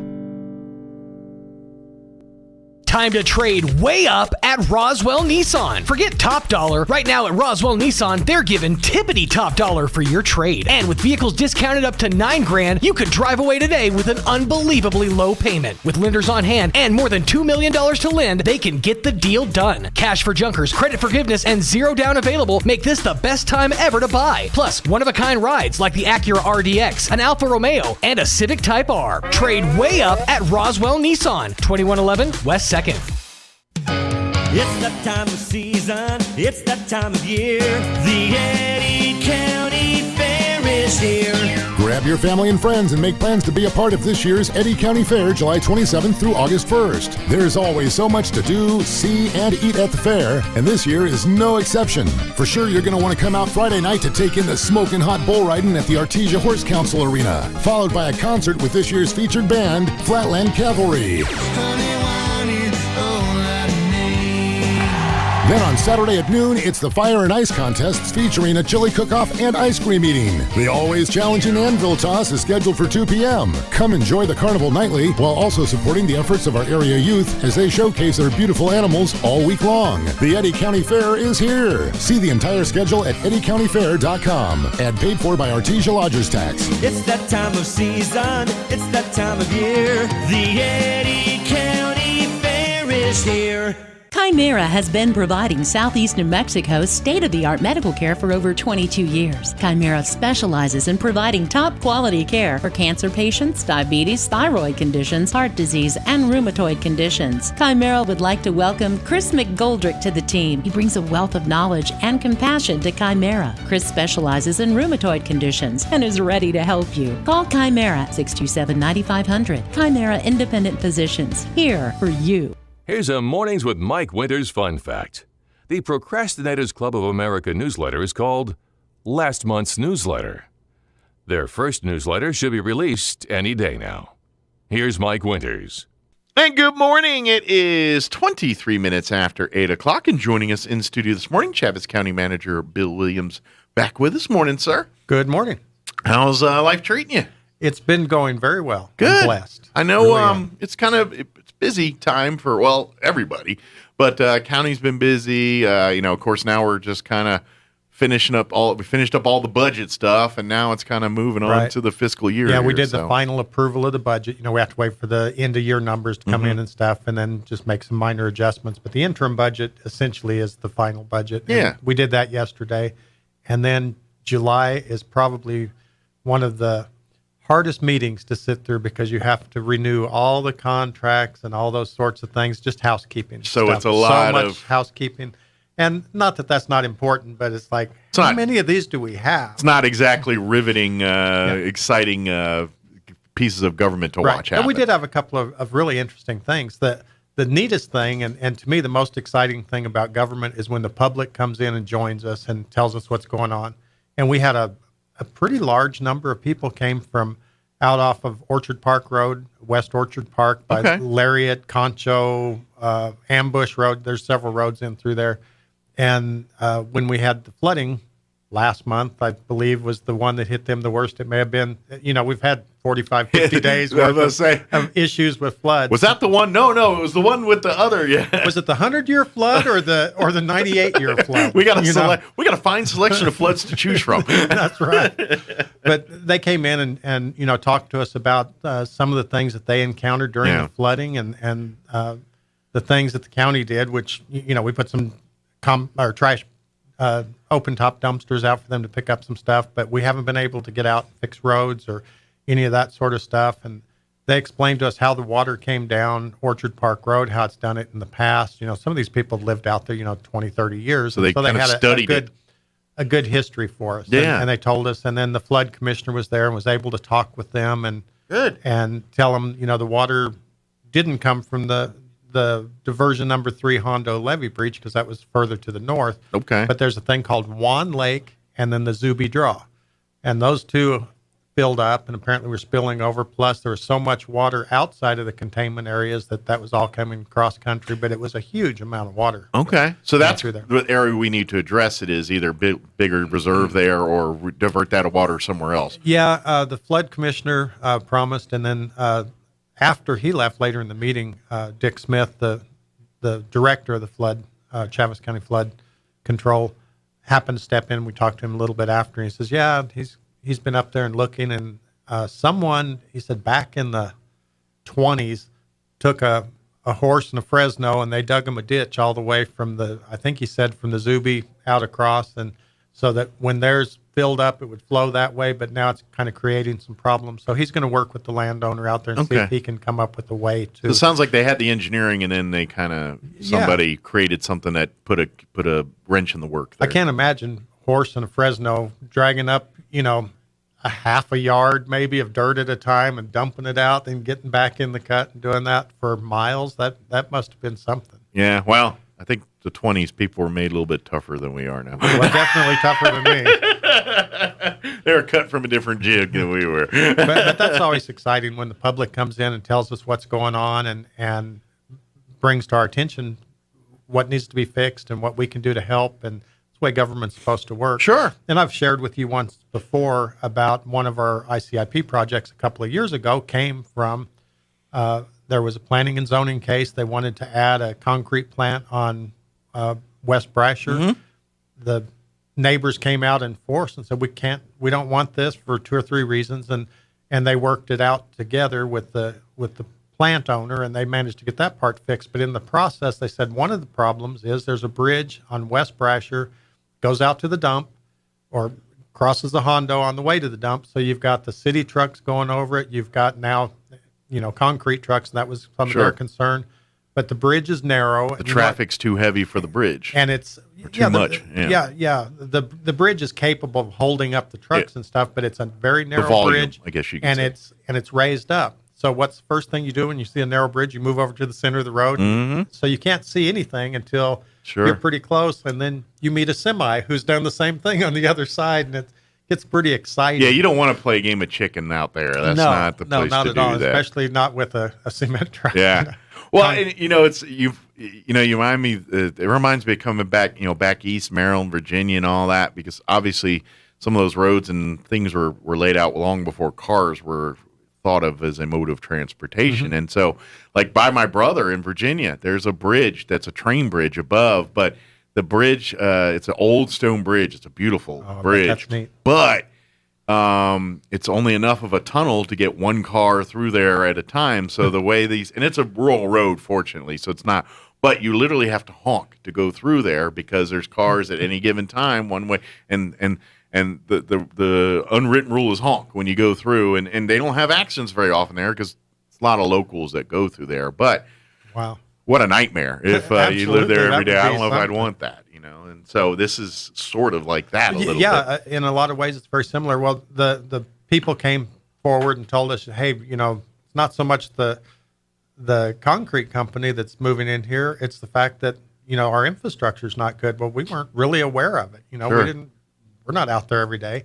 So they told us. So we immediately reacted. We put it on our ICIP and we presented it. Government worked right in that case up to a point.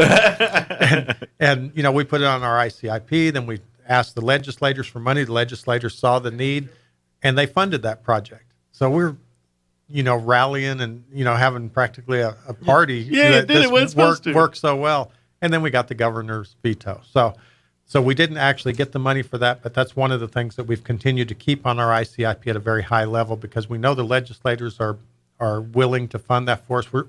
We have the greatest elected officials in this area. They really do care about our communities. Absolutely, they do to fight for us. They are constantly in the trenches fighting for what we need in this part of the country and absolutely in this part of the state. Spitting in the wind sometimes, So, I'm sure it feels most like. of the time, I'm sure, but I'm thankful that they're there and they're fighting for us. But that was one of the government almost worked perfectly situations. But we're going to in government world, we call that a win. but we're going to keep that on our ICIP, and that was Good. one of the things we did yesterday. Was we had a public comment for ICIP, which is the Infrastructure Capital Improvement Plan. Yes, this is for basically every county, municipality, they have an ICIP list. And Right. I know I'm oversimplifying it, but it's kind of like a dream sheet, of projects that, and I say dream sheet, it's not like it's like lottery dream sheet. It's like, hey, this is a list of projects that we deem as a priority in our community. Right, and they need to be viable projects. We don't just, Yeah, you can't be like, we would really love a big laser sign that just says, yeah, right across. I mean, it's got to be something, right. Something that benefits the makes community. But this is, and so the state will look at this, and so when there's funding available for various things, and they look at your list and say, okay, I see this bridge going out to landfill is something y'all need. We're going to fund that now, and then but for it to be funded, it's got to be on this list. So every year they have to kind of. It's a 5-year plan. So, Gotcha. And it might show up on 2025, but that doesn't mean that you can't change priority. If you realize that funding may be available for something this year, sure, you can move it from 2025. I think it's got a better to chance this year. 2022.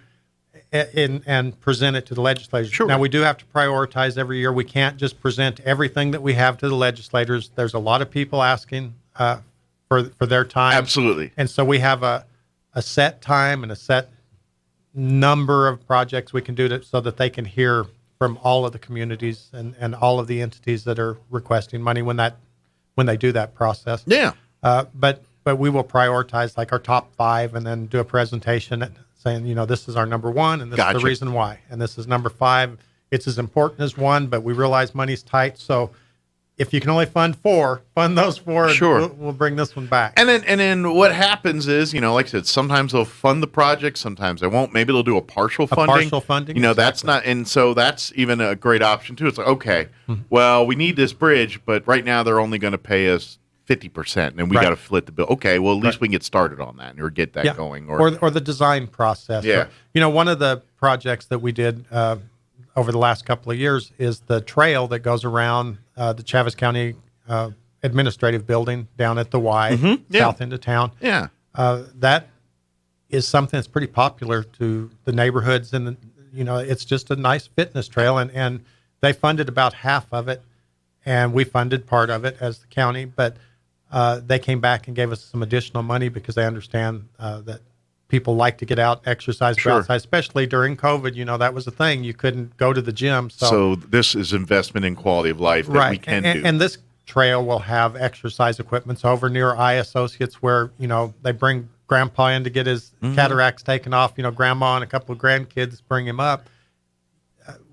We want to make sure that the exercise equipment over there maybe is a little lower impact, more aerobic exercise for seniors, for seniors and that. So we plan on having one area there that's kind of lighter duty. But then over near the sheriff's department, we've got a cutout in the trail over there that's going to have more aggressive stuff for those buff guys like you that come out and work out. I'm like sure, me. I'm sure you'll jog over from here and then hop on and do the heavy routine. Unless the ice cream man's over there. I ain't jogging anywhere. But that's kind of the way we do things. But you're absolutely right. They will fund a portion of it sometimes and other portions. One of the things that's pretty exciting, we're going to have to get together and bring our legislators in and the people that helped us to do this project to thank them and let them know how much we appreciate them. But that's the elevator at the courthouse. Yeah. Chaves County put in a considerable amount of money. I want to say it was in the neighborhood of $190,000. We got a CDBG block grant, Community Development Block Grant, which is a federal funding source. And we got state funding from the legislators to build the elevator at the courthouse because, as we've discussed before, elevators are not a cheap thing to do. No. And we're nearly finished with that. We're waiting on the final inspection, actually. Then it's going to be open for good deal for people to use. But that's, again, one of those things where all the different funding sources come together. But had it not been on our ICIP, we couldn't have even asked them. We couldn't have asked for the CDBG. We couldn't have asked the legislators. and we probably would still be wishing that we had something more than just the ramp. Yeah. Although it's fun to talk about that thing. But yeah, you're right. And this is what the ICIP is all about. Right. And that's where and in this case the county commission sits down and really dots the I's and crosses the T's and say, hey, these are the ones we want to present as our top ones and all this. And our staff does a great job. First, Georgiana, she is the taskmaster. She's our grant representative. She makes sure that all the paperwork's done and that everything's in place.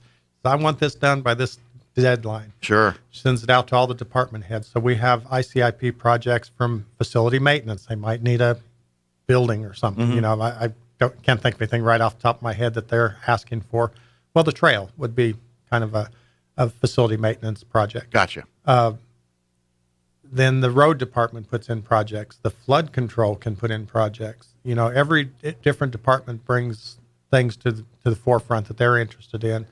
And of course, yesterday we asked for the community to say, hey, are we missing anything? Is there a project you would like to see? Mm-hmm. And we can pursue that. We can start looking at that, or is there a priority you'd like to see changed? Sure. And then we do all the kind of legwork. Georgiana and her staff, do a great job, and our directors. And once we get our stuff kind of ready, then we kind of take a stab at, we think this is probably the order we want, but then we have to take it to the commissioners, and they say, I really would like to see number 7 moved up to number 3, and number 3 can be 5 and 5 off. Well, it's a balancing act here. It is, because priorities change. Yeah, and but you also have to balance like the priorities, but we also have to be realistic on what we know. You kind of have to read the tea leaves of what the state's funding and not funding right now, and kind of cater it to that a little bit too. So hopefully you can get something that the state's really behind doing right now, and it also lines up with something that your county or municipality needs happening. And then obviously we've talked about this too, is the city of Roswell's putting theirs out, the counties, neighboring counties, other cities, everyone with a city council or a commission, they're putting one of these out, and you look at what everybody's work together on that. We really do need to work together and make sure that we maximize what we can bring to our community, because if we're all putting the same thing in there, it's probably not good. But if we're all on the same page and working together toward a common goal, and hey, you hit them for this area, and we're going to hit people up for funding for this area, or we're going to provide the property, or however it works out. Sure. And on that note, one of the things that came up recently, and I'm going to talk trash here for a minute. Ooh, get dirty. Very dirty. So, we've had a tremendous amount of rain lately, in case you hadn't noticed. I did pick up on that, yes. And the city has done a wonderful job keeping the landfill open. It's a very difficult task. It's been very Herculean. Abraham and his people out there do a great job. It's been extremely difficult, though, when you've got 16 inches of rain this year. Yeah. Last year we had 7. This year we've had 16. And the worst thing when it comes to moving dirt and erosion is rainwater. And that's all about that over there at the landfill. And rainwater, of course, they're trying to develop a new cell. And guess where the rainwater went? Into the bottom of that cell. So they've been working on trying to get that back. And the city hasn't put in a request for a new aquatic center out there. So that would be quite the aquatic center. But it'd be like swimming in the Hudson or something. I've heard, a real authentic experience. but they know that they're reaching the end of the life on the existing cell. Sure. We've had a lot of issues with rain and access, and of course, when the wind blows, they by law have to close that down. And so we have to work very closely with them, with our solid waste people, and with the rains that have been coming. And with the flooding that happened, we felt like we needed to put open top containers out for people to collect the debris that flowed onto their properties. Well, we had already met and talked about it. The city, we do work well together. Yeah. Mike Matthews and I sat down and talked. He says, Bill, we're going to have a difficult time making sure that we can handle all of the city trash in the cell before we get the new cell, especially with all the rain delays. And, we take the compactor trash from the county, but bringing this other trash is going to be a hardship for us. Sure. And we said, well, yeah, but we feel like we need to do that. So we still put our open tops out, but we hauled those to Carlsbad. Gotcha. Okay. Because we understood that they're working with us, we're working with them. We're trying to find a common absolutely good and a goal. But that's when you have good neighbor partnerships Right. with your neighbors. These things work out a little bit better. But during that process, we got to thinking, I think this is the last sale at the city landfill. I'm not 100% sure of that, so don't quote me. Don't put this on the radio, whatever you do. But, I think that this is their last 30-acre sale, which I think should last about 10 years. But, they know a lot more about that than I do. But I imagine in the works of new homes, new locations, or whatever the next level here is. And so that was one of the things we got to looking at. We probably need to take a look at a regional landfill for Dexter, Hagerman, Lake Arthur to service, our entire county better. Mm-hmm. A lot of the other counties are hauling their garbage to other counties, don't even have landfills. Lincoln County, I believe that there's one in Corona, which they don't haul their trash to. They haul their trash to Otero County, if I understand right. Okay. Just because it's so difficult to find the right place and do all that. And, of course, Corona would be a difficult drive for Ruidoso trash trucks, so they take it towards Alamogordo. Quite the hilly drive there. Yeah, I don't think that'd be a very fun trip. And like I say, we've been hauling a little bit of solid waste to Carlsbad, so we know that those 97-mile trips aren't very productive, but, it's what we have to do at this particular Absolutely, point. yeah.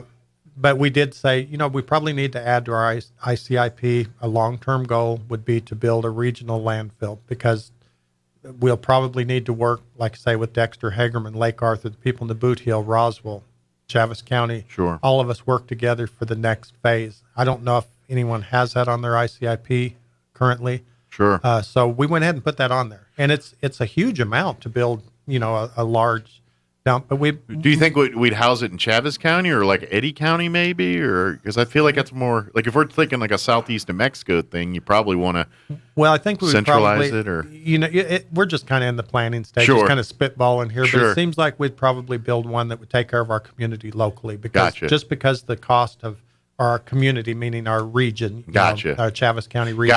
Gotcha. And we would, hopefully be open to allowing other counties to bring theirs there if they needed to. Could that be a profitable thing for the coununty, or is that not? Is that actually negligible? Actually, with the recycling component and everything put in, if you design it to recycle, they can be profitable. Okay. I've read hundreds of pages about dumps in the last few days, Sure. or landfills. Just the technical term is landfill. But you have to have leachate systems. You have to have liners. You have to make sure that you're not contaminating water. I knew there was a lot of methane gas caps and Sure. everything, because you're going to generate and no one wants to smell methane. And avoided things in the landfill, avoided post-consumer trash or what whatever. you can accept, can't accept. Blah, blah, blah. That's kind of the key to it. You don't want to fill it up with all the stuff that you could be recycling. There's just so much to it, and it's a big planning process. But yes, they can be profitable. Maybe next time. But the goal in our case is to make sure we have a place for garbage and make sure it's not, in the bar ditches and out in the county where it doesn't need to be. No, I guess the only thing we could do is I don't know if you remember this story or familiar with it, but it's actually a documentary on I think Netflix and all that now. But in Alamogordo, the landfill there, the Atari stuff. Yeah, Atari dumped all their big flop ET game, Atari, which I remember playing as a kid. Mm-hmm. I remember having it. It's a completely impossibly hard game. It was really hard. You kept dropping in pits. But anyway, so there's a whole documentary where they buried a bunch out in that landfill. Now they found some out there, and now they got the collectors and all that. We just need one of those companies to say, "Hey, dump your failed product here in our landfill," and 20 years later, we're going to turn it into a famous little thing. Yeah, we're going to do a documentary and sell. Yeah, if you get someone big like Steven Spielberg behind it, that would be very helpful. Be very good. Yeah, we'll put that into the plan. Yeah. But if people haven't heard that, go on. I think it's on Netflix. It's a whole thing. It's a kind of an interesting, but it all centers around Alamogordo and all that. So. Yeah, that is a really neat story. And I remember I heard about it, so I looked it up on eBay, and sure enough, found the video games going for like $1,000, $1,500. Yeah, they're depending on the conditions. Some of them were in pretty bad shape. Yeah, they've been sitting 20 years underground. Kind of pristine, buried and packed in amongst the others, I guess. I don't know. Well, if you do get one that plays, it's a horrible game. I played it. I remember playing it. My friend had it, and yeah, you kept every time you get near ET, just dropping his pit. It was impossibly. I mean, it was impossibly hard. I could see why it flopped. It stunk. Wow.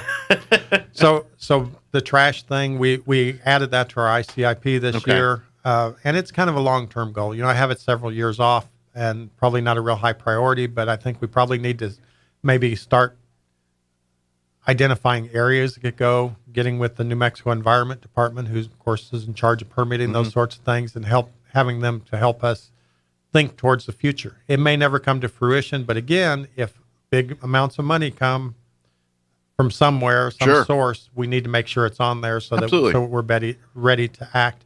And one of the things, like I say, talking trash, we've had some issues with our compactor sites over the last month or so. Been so much additional stuff because of flooding and whatnot. We had to close our open tops. We have open tops at the railroad site, the north site, and the south site down between Dexter and Hagerman. And we closed that portion that had the open tops because we took all those open top containers and put them out throughout the county. Gotcha. And have been having, like say, to haul them to Carlsbad to dump them. And we temporarily have those closed. The compactors are still open, so you can bring your household trash, and that's all that's supposed to be at any of the counties. Yeah, you're not supposed to be putting dead cows or any commercial, certainly. Yeah, no roofing and you know, all that kind of stuff shouldn't go there. But in some ways, the open tops kind of encourage people to do that. But actually, in the open tops, people are supposed to put the same thing they put into the compactors. Okay. Compactors, of course, are more efficient for us to dispose of the material and to haul and all that. So temporarily, the north and south site, the gates are closed where the open tops are. We will be opening those back up when things kind of settle back down and we know that we can actually get rid of trash a little more efficiently. Yeah. But ultimately, we plan to phase out the open tops and add additional compactors and make sure that they're operational and kind of change the way we do some things. We've studied our methods and decided, maybe we need to change up the way we're doing a little bit to make it easier for people and for them to, you know, they get pretty messy in some areas sometimes, and especially over holiday weekends. Right. And so we're starting to assess how we're doing things to make sure we can correct our problems. Sure. That. So it simplifies that a little bit. And other things that, you know, on our ICIP, there are 3 fire stations down the Boot Heel of New Mexico. Or of Chaves County.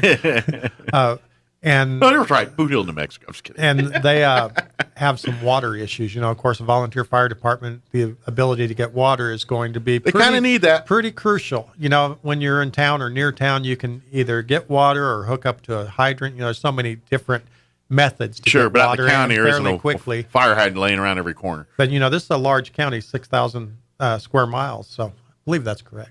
I'm 99% sure that's correct. Again, don't put this on the radio. There's a 50% chance of that. but you know, they have a little more difficulty getting water, and they need to make sure that their water supplies are good. And one of the things the state fire marshal and I talked about last year when we were doing their carryover request is he wanted to be sure that those were priority projects for those 3 fire stations down there. That, gotcha. You know, one of them may need a well, one of them may need a water tank, one of them needs a distribution system. They've got a good well and a good tank, but no good way to get it into trucks. Gotcha. And they happen to be the one with the best water supply, so the others are going to them to get water if they have an emergency, but it's not real efficient. So some of the ICIP projects will be for water support systems for those 3 stations. So they can have access to water as quickly as so they can do that. And so again, if money's come up specifically for volunteer fire departments, they're going to be in a they'll be in a good position that makes sense. To jump on that.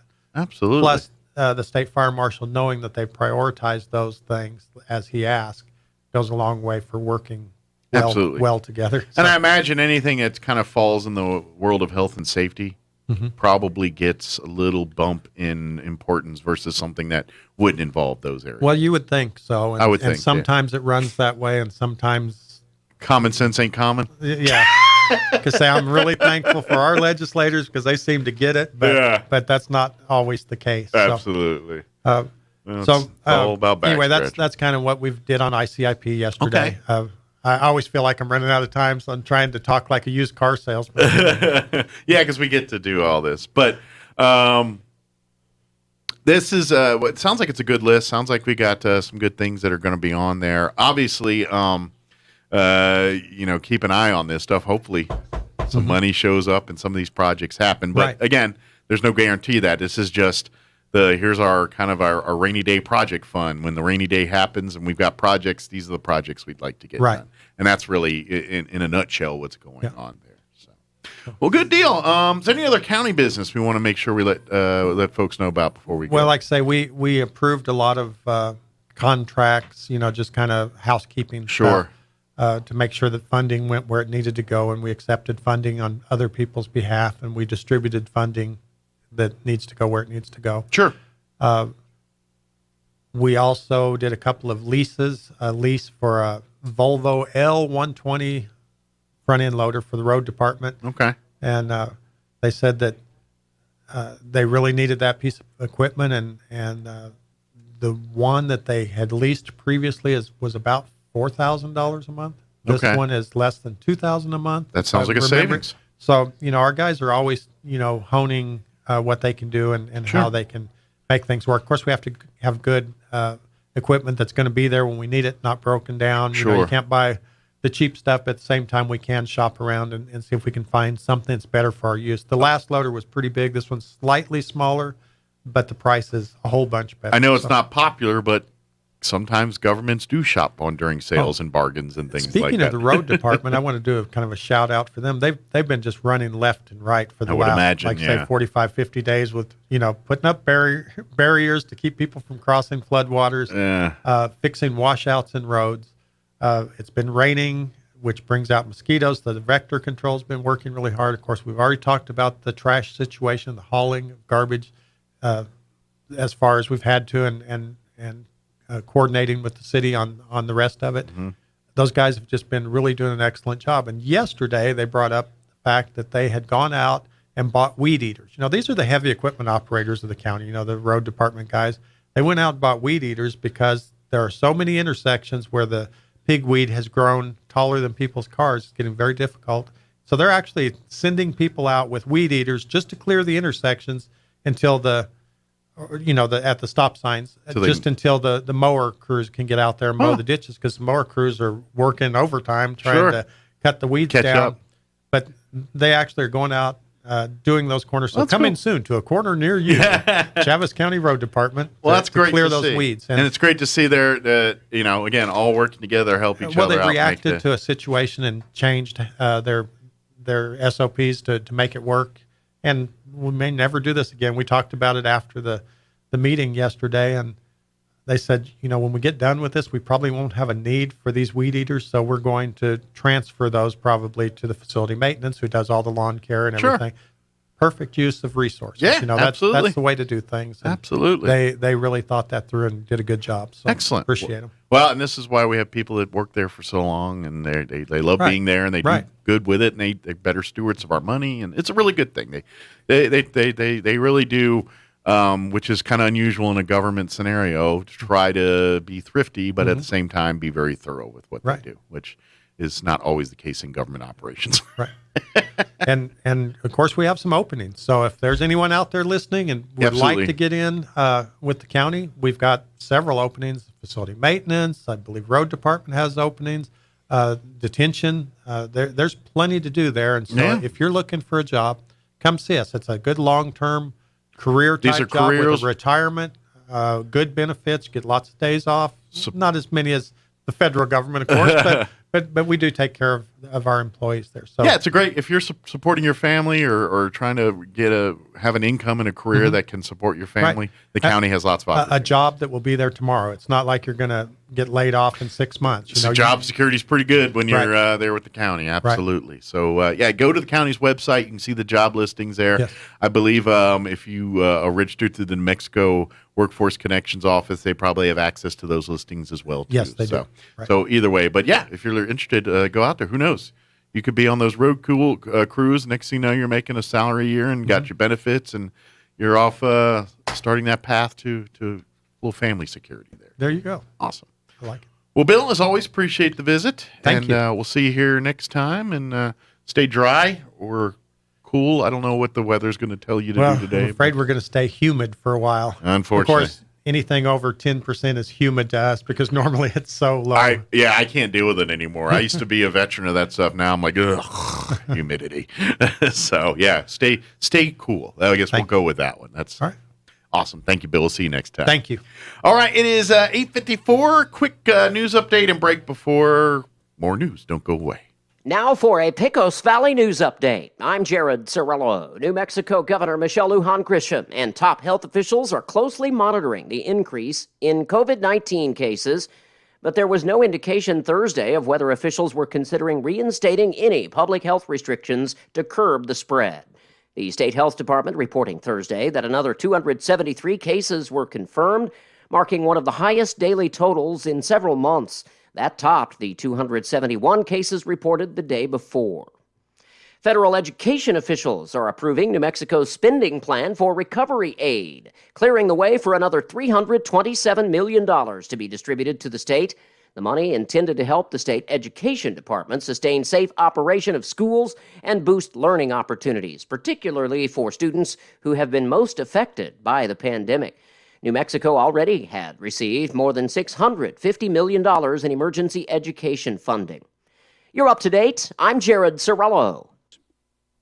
With the SRN News Business Brief, I'm Bill Alexander.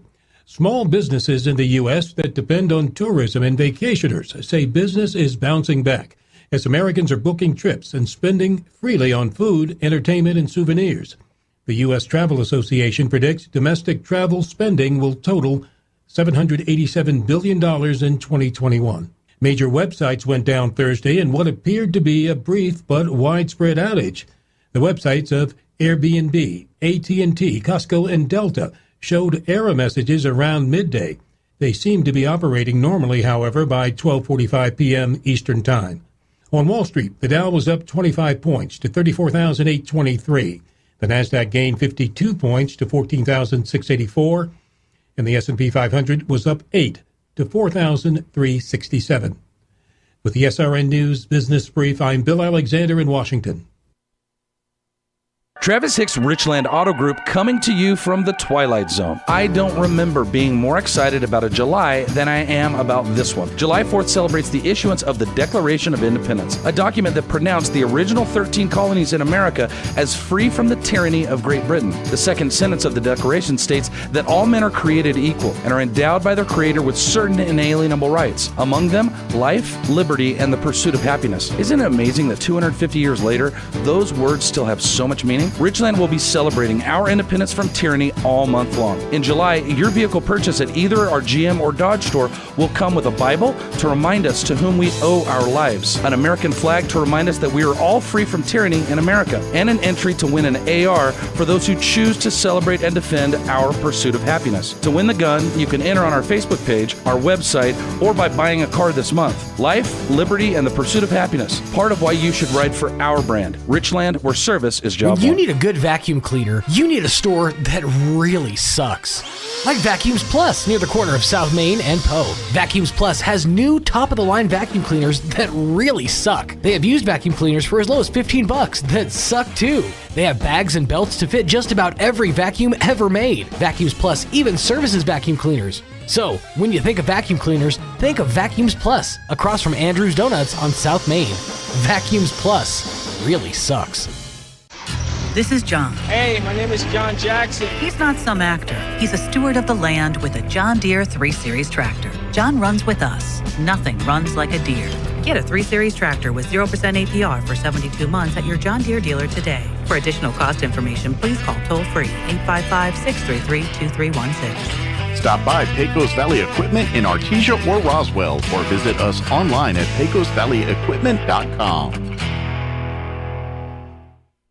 When it comes to effortless pool care, BioGuard's comprehensive pool care systems are simply the best. That's because each system is broken down into 3 easy-to-follow steps, starting with Step 1, adding silk sticks, silk tabs, or silk smart sticks to quickly sanitize and kill bacteria. Then you follow up with Steps 2 and 3, using the recommended shock to destroy contaminants and algicide to stop algae. Simple as 1, 2, 3, huh? Visit Mays Lumber today to learn more about all of BioGuard's simple pool care system. You can count on Mays Lumber Company.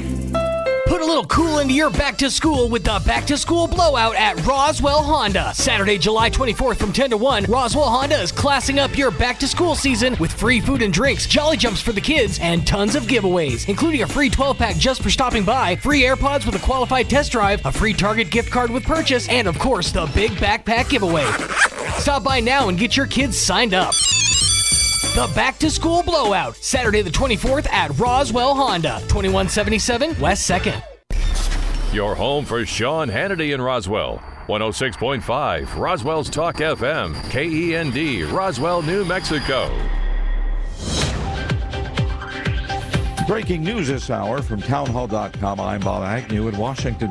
Lower winds and better weather helping crews make some progress against the biggest wildfire in the country, burning in southern Oregon, the one that's already grown to the size of about half the state of Rhode Island. Meanwhile, a northern California blaze crossed the border into Nevada, prompting evacuations for people like Ed Hill in Douglas County, Nevada. Well, I was worried about my house because there's a mountain right behind my house, and the fire was coming right down, and so I don't know if my house is there or not. It all began in neighboring California. Blowing embers from the Tamarack fire south of Lake Tahoe ignited a fast-moving spot fire, prompting the new evacuation orders near Topaz Lake on the California-Nevada line. House Republican leader Kevin McCarthy told reporters Speaker Pelosi is stacking the select committee meant to investigate the January 6th Capitol riot. The idea that she's going to pick and choose, you're not going to get an outcome. I mean, she's picking and choosing, and she put a chairman on that objected to the election of George Bush. And that is Leader McCarthy, who spoke out after Speaker Pelosi refused to allow Republicans Jim Banks and Jim Jordan to sit on that committee. The U.S. Consumer Product Safety Commission is urging vacation rental websites to warn customers about the dangers of home elevators. The request comes after the death of a 7-year-old Ohio boy who got trapped between an elevator car and the shaft at a North Carolina beach house. In a recent letter, the Commission's acting chairman, Robert Adler, urged Airbnb, Vrbo, and others to act immediately to protect consumers. An Airbnb spokesperson says the company is reviewing the letter. Meanwhile, Vrbo says it will share elevator safety information with property owners with elevators, including a recommendation to disable elevators until they're inspected. That is correspondent Jeremy House on Wall Street. The Dow is up 213 points. More from townhall.com. When was the last time you watched your home movies? Do you have a VCR anymore? What about a film projector? With technology constantly changing, most families don't have a way to enjoy their recorded memories, trapped on VHS, camcorder tapes, film reels, and photos. That's why we created Legacy Box over a decade ago. Legacy Box is an affordable mailed-in kit to have your aging media digitized to DVD, thumb drive, or the cloud. Our trained technicians digitize everything by hand right here in the U.S. Imagine being able to easily relive weddings, graduations, baby's first steps, and more. Get started future-proofing your memories today so you can gather the whole family together and begin the trip down memory lane. Plus, for a limited time, we're offering 40% off. Visit legacybox.com/lbox to get an exclusive 40% off. Buy today to take advantage of this incredible offer and send in when you're ready. Go to legacybox.com/lbox to save 40% off. legacybox.com/lbox. A Palestinian official is leaving the door open to trilateral peace talks. We get the latest from the Media Line's Felice Friedson. A senior Palestinian official says it's now possible to hold bilateral and trilateral talks with the United States and Israel. Hussein al-Sheikh, security liaison with Israel and head of dialogue with the U.S., told the Media Line in an exclusive interview that the Palestinians view President Biden's recitation of the issues as a roadmap for renewed negotiations. According to al-Sheikh, there are daily contacts between Washington and Ramallah, and efforts are focused on changing the atmosphere through direct talks between the Palestinians, Israelis, as well as the Americans. Al-Sheikh acknowledged the need to embrace the younger generation in political, economic, and social leadership. I'm Felice Friedson, Town Hall News, Jerusalem. Breaking news and analysis at themedialine.org and townhall.com. Iran state media has confirmed a person has been killed during unrest in the western part of the country. For more than a week, people have been taking to the streets at nightfall in towns and cities in the southwestern province of Khuzestan, chanting that they're thirsty and need water. The security forces have been mobilized against them. State media says that 4 people and a police officer have been killed, but blames the protesters. Activists say the figure is higher and that the security forces have opened fire on the demonstrations. Now, with the first death confirmed outside Khuzestan, the unrest seems to be spreading. That's BBC's Sebastian Usher reporting. Luxury car maker Mercedes-Benz is stepping up its move into electric cars. The company says it can see a market scenario where all sales are electric by the end of the decade. Mercedes says it plans to raise its share of battery and plug-in hybrid cars to 50% by the year 2025. You'll find more on these stories at townhall.com.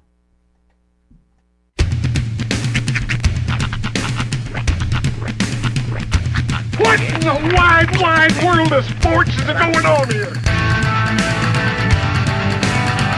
I promise you, whatever scum did this, not one man on this force will rest for 1 minute until he's behind bars. Now let's grab a bite to eat. Yeah, come on. I feel the hot wind on my shoulder and the touch of a world that is older. I hit the switch and check the number.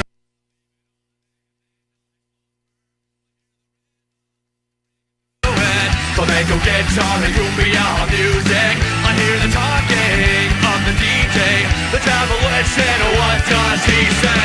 I'm on a Mexican radio. I'm on a Mexican radio. Broadcasting live from high atop the J.P. White Building in downtown Roswell, New Mexico. It's Mornings with Mike Winters on 106.5 Roswell's Talk FM. Is that what I sound like when I talk? Now, here's your host, Mike Winters. And good morning. It is 6 minutes after 9 o'clock. Welcome to hour number 3. Mornings with Mike Winters. I was looking for something earlier, and I forgot to look for it again later. Yeah, I noticed you burrowing around earlier. There's something in here, and I'm going to find it at some point, but I'll get there when I get there. It might be the same PSA I was looking for yesterday, too.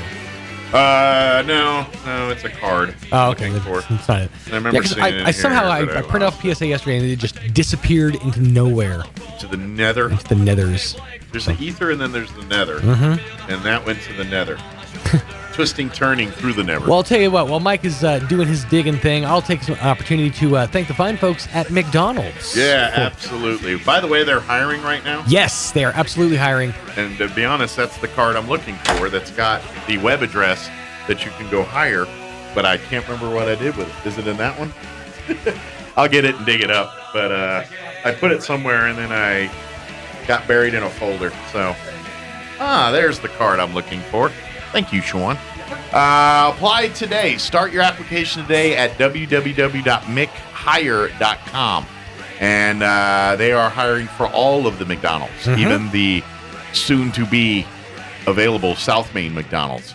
Oh, and by the way, big news for parents. The Play Place is back open. I don't know if they want me to say that, but as a parent, the Play Place is back open. That should be let known. At the UFO? At the UFO McDonald's downtown, yes. Not obviously not the one down south. That's still just a lot. Are they, I wonder, is there plans to have a Playland back From at what that I've one? heard, Okay. they're planning on putting a Play Place there. That's Sweet. what I've heard. I don't Awesome. Don't quote me. Well, but they are hiring for all locations, including the soon-to-be South Main one when it's rebuilt there.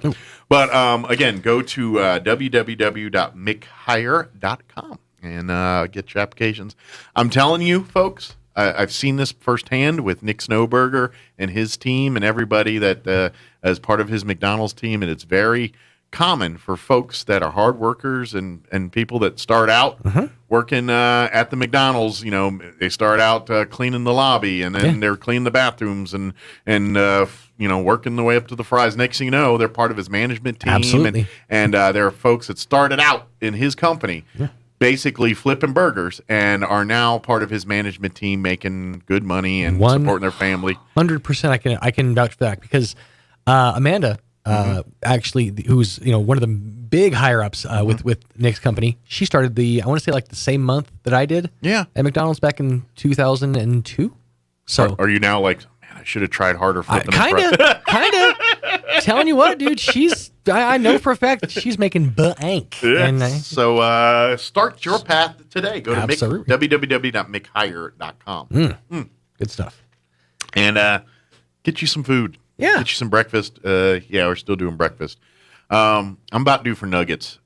I'm ready for it. This weekend, I'm getting nuggets. Some way, shape, or form, I'm going to McDonald's and getting nuggets. I would recommend you eat them. Oh, and I'm going to eat them. Okay, yes. good. I'm going to get them, and then I'm going to consume them. Somehow, some way, I'm just going to get them into me. I don't know how. I'm just going to get them inside of me. They've been putting stuff in me all over the place for the week. I was going to say, you've been poked, prodded, and many options are on the table now, seems like. But anyway. Had your oil checked. You were court low, by the way. By the way, I forgot to tell this story when I got done. And I felt good, man. I got done and everything. But as we were leaving, and left the hospital there, and then I was in the parking lot, walking to the car with my wife, and they let me walk out. They asked me, "Do you want the wheelchair?" Did they wheel you to the door? No, they asked me if I wanted. Okay. I said, "No, I'm okay." And they gave me the option to allow me to walk, and nice. I took it. So I did, and I was fine, except for when I got to, I didn't know where the car was. And we walked up, and my wife was at the point where she's unlocking the car, but for some reason, it was not registering because we were kind of standing not next to the car. We're staying on the sidewalk by the car. Right. And my wife has a white Hyundai, which throw a rock, and there's like 50 white Hyundais laying around. So I'm standing. I was like, well, where's the car? She's like, right here. Like, what do you mean? And it was literally, I could have tripped over it, and I just was not in my head that was our car. And then finally, like, oh, that is our car. Okay. Yeah, in fairness, you did just have a complex medical procedure happen on this. But that was one of those times where I was really out of sorts from the surgery. And that was one of those moments I had right there. And it was one of those times where that's where I realized, okay. Maybe I shouldn't operate a forklift now I know why they tell you to rest and do all this stuff, because clearly I'm making poor choices right now, and I didn't realize it. So, yes. But you rarely realize it at the time when you're making poor choices. It's almost always in retrospect. Yeah. Well, I'm always my 20s. I'm just one of those people now that I always overthink things sometimes to a fault sometimes. Yep. And that was one of those moments I realized, okay, I don't got this. So and it's good that you knew you though, and you were able to okay, yeah, cool. Doctor's orders. I'm going home because there was parts there I was like I could go to work today, and then I'm like, well, my brain started going off on like, why is that blue? And I'm like, all right, I need to sit down. Well, not to worry though. The station was in hands yesterday. Not good hands. It was in hands. By the way, there was another blip there where I got the robe on, and so there's a pocket. Okay. On the robe, the gown, I should say. Sure. Right, a breast pocket. It's on my, but this one it's not on. It's on my right side, which is kind of unusual. Yeah, kind of. Maybe I had it on backwards. I don't know, but it was there. But the pocket had another slip within the pocket, so actually you go in the pocket, you could go right to skin. So there was, and so I'm trying to figure out the purpose of this, and my only conclusion was breastfeeding. How big was the pocket? The one pocket was normal size pocket, and then inside the pocket was a slit just enough where I could put pocket down, pop out old nipple there. I would think probably not breastfeeding. I would venture for like a place to slip the IV through. Maybe if they like do a chest IV, one, I guess. Or like any kind of like tubes, wires that they have to But I block spent a lot of time contemplating it. Could be breastfeeding, although I feel like every time I've seen like a breastfeeding, like drop down, more like a flap. It's a flap, and it's usually a lot bigger because you'll bring the whole girl breast out. Yeah, I don't know, but it sounded feasible at the time. So anyway, I had a lot of time to contemplate my pocket. Well, that's what I'm saying. My brain went that for most of the time, and not that I'm weird and I don't do that anyway. But I was expending. I noticed that through the meds, I was expending an exorbitant amount of time thinking about things like that. All right, honestly, if we're being honest, it's for your pack of cigarettes. You slip it right there, so you always have access. That's what I figured. It's very convenient when you're in the hospital for your smokes. Exactly. Yeah. slip one right out and right into your stoma. It's great. That's right. Yep, I like it. Now all I need now is a hook to put that IV cart thing and just tag it behind you while you walk around smoking. Hey, this pocket right here, Flavor Country. Oh yeah, mm-hmm. Very convenient. We're going there. Pretty sure that's not it. It is 9:14. John LeMay with the Historical Society for Southeast New Mexico going to join us here this morning, and we'll talk about all the stuff happening at the Historical Society. They've got a book fair. If you've ever been a part of this, Whenever we get rare out-of-print books and we have copies and extras of, we have a little sale. Nice. So if you want some hard-to-get books. A couple of rarities. Yeah, John will tell you all about that coming up and other things as well, too. We need money, so we're gonna beg you for it. Yeah. Because we really, I mean, it's all, I joke like that, but we've had a rough summer between the foundation and the roof and storms and everything going on.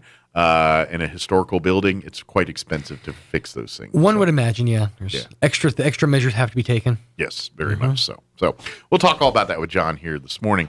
Before we do any of that, let's go ahead and get you up to date on the weather.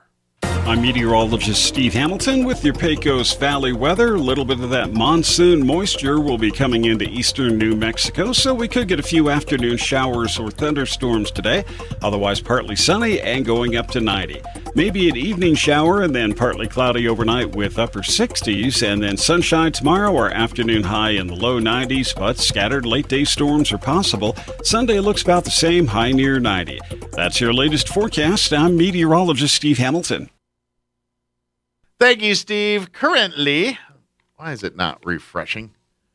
It's not refreshing. There it goes. Sort of. 72 degrees here in Roswell. Humidity is at 54%, with winds out of the north at 9 miles per hour. We do have a 30% chance at some more showers and thunderstorms this afternoon. Partly cloudy with a high of 90 expected. South winds 10 to 15 miles per hour. 30% chance of rain continues into the evening hours. Looks like mainly before midnight, mostly cloudy otherwise with an overnight low of 68. South winds at around 5 to 15 miles per hour. 20% on Saturday of rain. 80% it won't rain, but 20% chance of rain for the afternoon on Saturday. Mostly cloudy otherwise.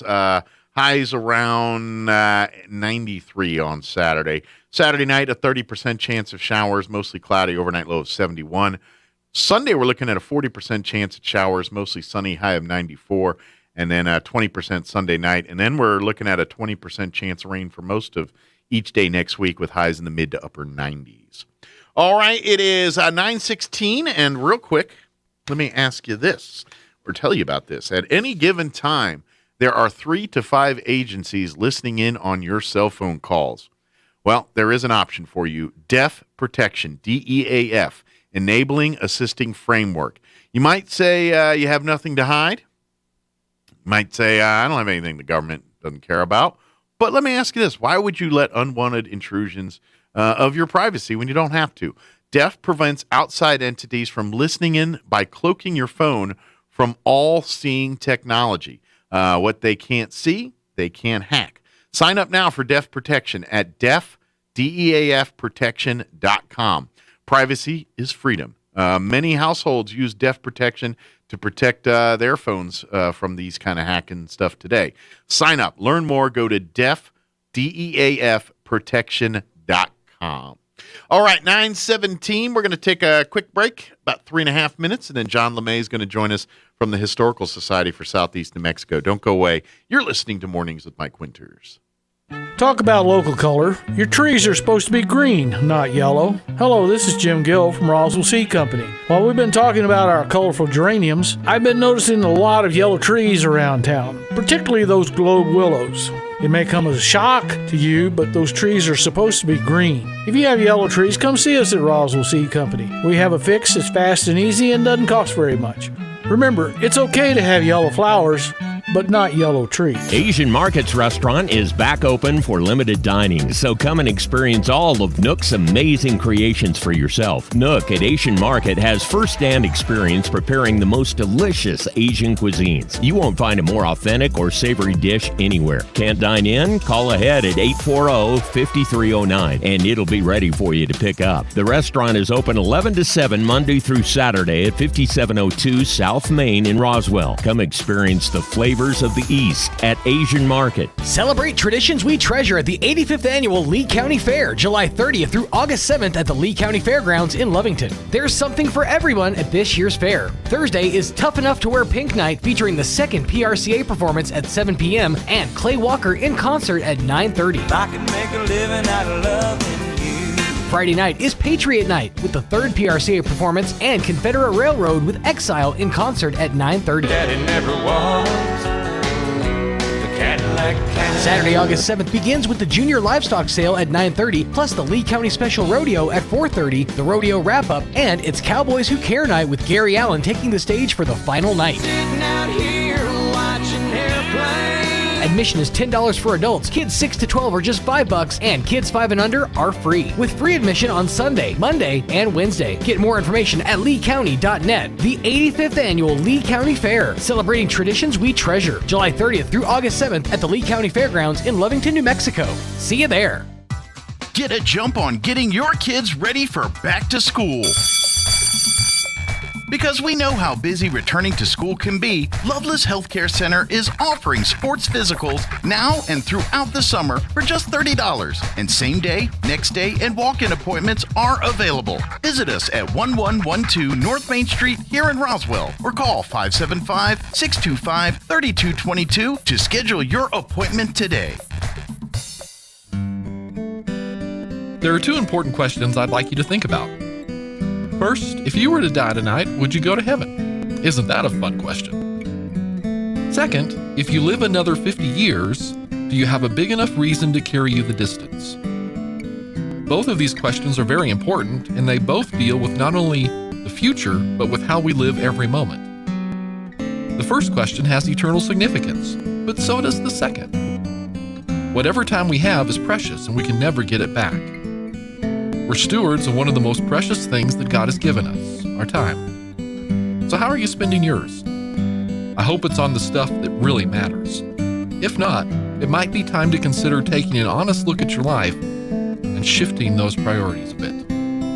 Join us at the Country Club Road Church of Christ for worship at 10 a.m. on Sunday, located on the corner of Country Club and Washington in Roswell.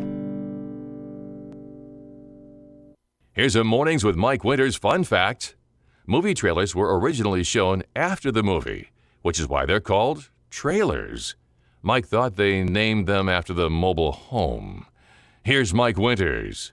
And good morning. It is 21 minutes after 9 o'clock, and joining us in studio this morning, author and Historical Society for Southeast New Mexico, I guess former president, member. He's just an all-around good dude. John LeMay with us this morning. Morning, John. Good morning, Mike. How are you today? I'm good. I'm glad you survived yesterday. I did. Yeah.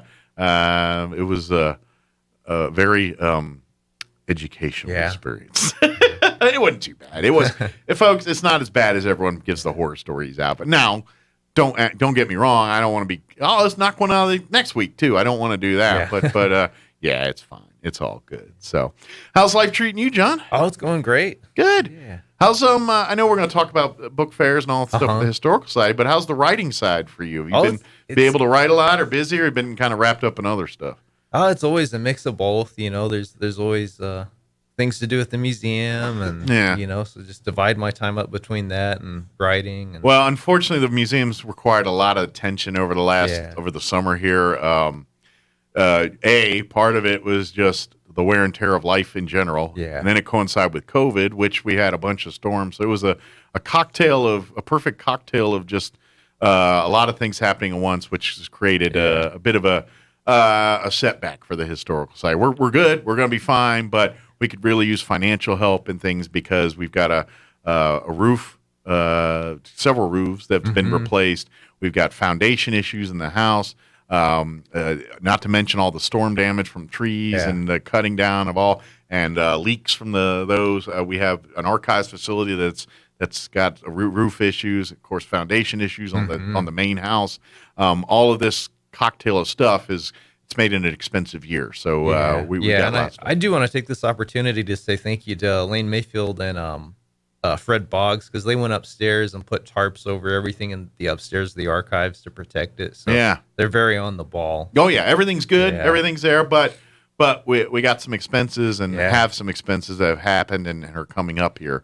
That it's the cost of doing business when you're preserving a historical items and a facility like that. It's just what it is. But in the meantime, though, if you want to help out and kind of score on your end too, one one of the annual events that John is his baby here is our annual rare book sale auction. This is something that you guys do every year. People are very kind to donate things to the Historical Society. But from time to time, we get some rare books and things like that come into our possession. Fortunately, we get doubles of these sometimes and things like that. So when we do get doubles of copies of rare books, this gives us opportunities to, obviously keep some for our own collection. But the extras, so to speak, we make available to the public if they like them. And this is kind of one of those things that's coming up here. Yeah. Did I nail it? Is that pretty much how it is? Yeah, you did. I think we've had like 2 of these sales, and of course we couldn't have it last year. COVID kind of put a wrinkle on that. But that means we have double the inventory because we did have a lot of people donate books. And Good. So we have quite a few rare ones. And, to speak to what you said, if it's a really common book, I'm trying to think of an example, like New Mexico Past and Present. I think it was like the college textbook for New Mexico history. Like, we don't need 3 copies of that. One copy will do. Sure. Now, like if we have Ranch on the Ruidoso by the Coes, we're glad to keep like 2 or 3 copies of that book for our collection, but we don't need 4. Right. Because there is such a thing as a fire code. We are running out of room. We have to be practical. And there are probably times when space is like, okay, now we got to prioritize what stays and what we need to find a new home for.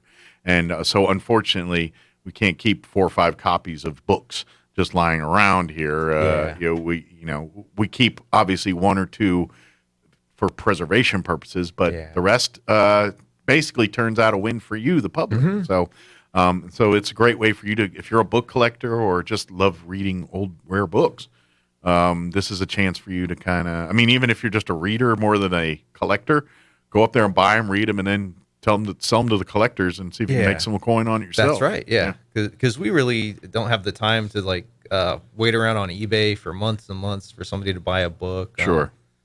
But this is how meticulous I am when it comes to these donations. And I think I did this with Ranch on the Ruidoso. I think the donation we got had a really nice dust jacket, but the interior pages weren't as nice. Okay. So I took off the nice dust jacket, put it on our copy in the archives, which had a ratty dust jacket. So that's how meticulous I try to be. So I do make sure we keep the best versions for ourselves. Sure. And if we have a signed one, we're going to keep the signed one for ourselves. But actually, a lot of those rare books are signed. I think our Ranch on the Ruidoso, I think it has Peter Hurd's signature in it. Oh, wow. One of the ones for sale that we have. So that's got some value to it right there. Yeah, we had a lot of people actually donate copies of, I say a lot. A lot means 3 people. We had 3 people, I think, donate copies of Roundup on the Pecos, the first one, that a lot of people want, and those are both signed. So these are really cool collector pieces or just... I'm... As a guy who loves history, I even love the fact it's a book and the obviously technology has changed how we do things on every level, and including making books. We got the digital age now, but just looking how they bound books from 40 years ago or 50 years ago versus how it's done today, and there's something to be appreciated there too.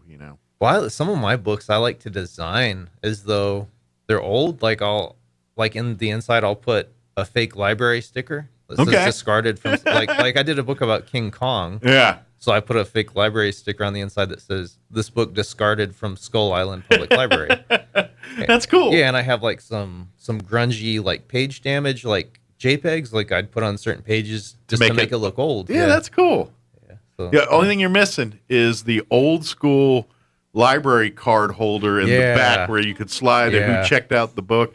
And you always look, my buddy John checked out that book. I remember that. Of course, that was then you referenced the card catalog in the library, which that's not a piece of furniture anymore in a library either. But we got some at the Historical Society, right, in the archives. We do, yeah. You use some of those old card catalogs. No, we don't.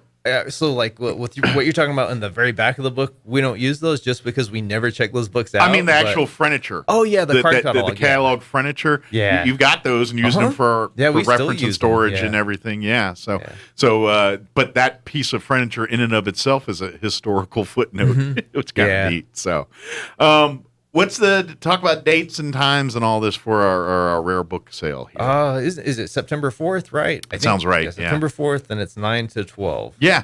And so it'll be at the archives facility there, right next door to the JP White House there on Lee Street. And this is, and we'll talk more about it obviously as we get close to it, and probably have a better idea of list of books available during the event. But generally speaking, these are books that, like you said, because we couldn't have one of these last year. So in essence, we've got 2 years of donations of doubles and duplicates and things that are going to be available at this year's auction, or book sale. I say not auction, book sale. Do you know auction skills? Give me 10, give me 20. We could do that. Maybe we can get give me 10, give me 20, 25. But and check. I like it because you find obscure things. There's just and you're like, and even if you don't know if what you're looking for particular, come out anyway just to look and say like, oh, because I think you're going to find books that even if you're not a collector or you're just going to, I would like to read that book. I want to see it. I see the subject matter, and I would love to read that book just to read. And then, now you got a very nice copy of it. Yeah. Well, you know me, I'm not a BS promoter. I'm brutally honest, and truthfully, this is probably going to be the best book fair we've ever had. That's great. I mean, I know there's some people, they say that every year. Sure. It's like my mom watched The Bachelor, and every year, Chris Harrison, this is the most amazing finale we've ever had. Yeah, exactly. Yeah, I know. This really is. I've never seen us have this many great books. It's the biggest sale of the year. How many times you heard that in a commercial? Yeah. I'm trying to think what else that would catch people's ear. We've got a couple of Forgotten Frontiers. Okay. There's one book about Lee County. I can't remember the name of it. Okay. It's similar to Forgotten Frontier, and people love that book, and they always want it. I know we've got like 2 of those. Okay. Now, are all the books related to New Mexico and the history, or are some of the books not necessarily New Mexico related, but are written by New Mexico people? I mean, is it a little bit of that too, or is it all mostly stuff on New Mexico history and culture? No, we got, when people donate the old books to us, we take like old copies of novels, which people probably don't really want to read, but they might just want them as a display. Sure. So we've got books that are not important that we might mark down to $1 that you can buy as a display, whereas or people want them for craft purposes or something. Yes. Well, we have a copy of Last of the Mohicans, which we'll mark up higher because people might actually want that book. Yeah, that's something people are familiar with. It. They made a movie out of it, so people will hear of it. Well, I didn't know if there was like an old copy of Ben-Hur lying around in there or something. Yes. And I need to check and see if we have that, because if we don't have it, we'll keep it because Lou Wallace wrote it. Yes, which he go to Lincoln, you'll learn about. But he was our New Mexico territorial governor. So he's got. But yes, he is also when he wasn't a Civil War general and New Mexico governor and everything else, he wrote the book Ben-Hur. Yeah, he wrote Ben-Hur as he was kind of negotiating with Billy the Kid during the Lincoln County War. That was kind of then that back and forth when he was trying to get his pardon and all that stuff, and of course promises were made and not kept, and you know the story. So to reiterate, because people kind of half listen to these things and don't always hear. So again, we have a copy. Don't know if I'm going to sell it. I'm going to look and see if we have it. Don't have it, I'm going to keep it for the archives. But if we have a copy, we'll sell this one for. And if anybody has a copy and would like to donate to the Historical Society, they would love to talk to you about that. Yeah. And something else I wanted to say too, if you really want Roundup on the Pecos and you'll pay what we want for it, because we need money for the roof, just to be blunt. Yeah. If you can call Amy today and start maybe negotiating, if you offer the right amount, we'll sell it to you now. You don't have to wait. This is true. This is true. We can be bought.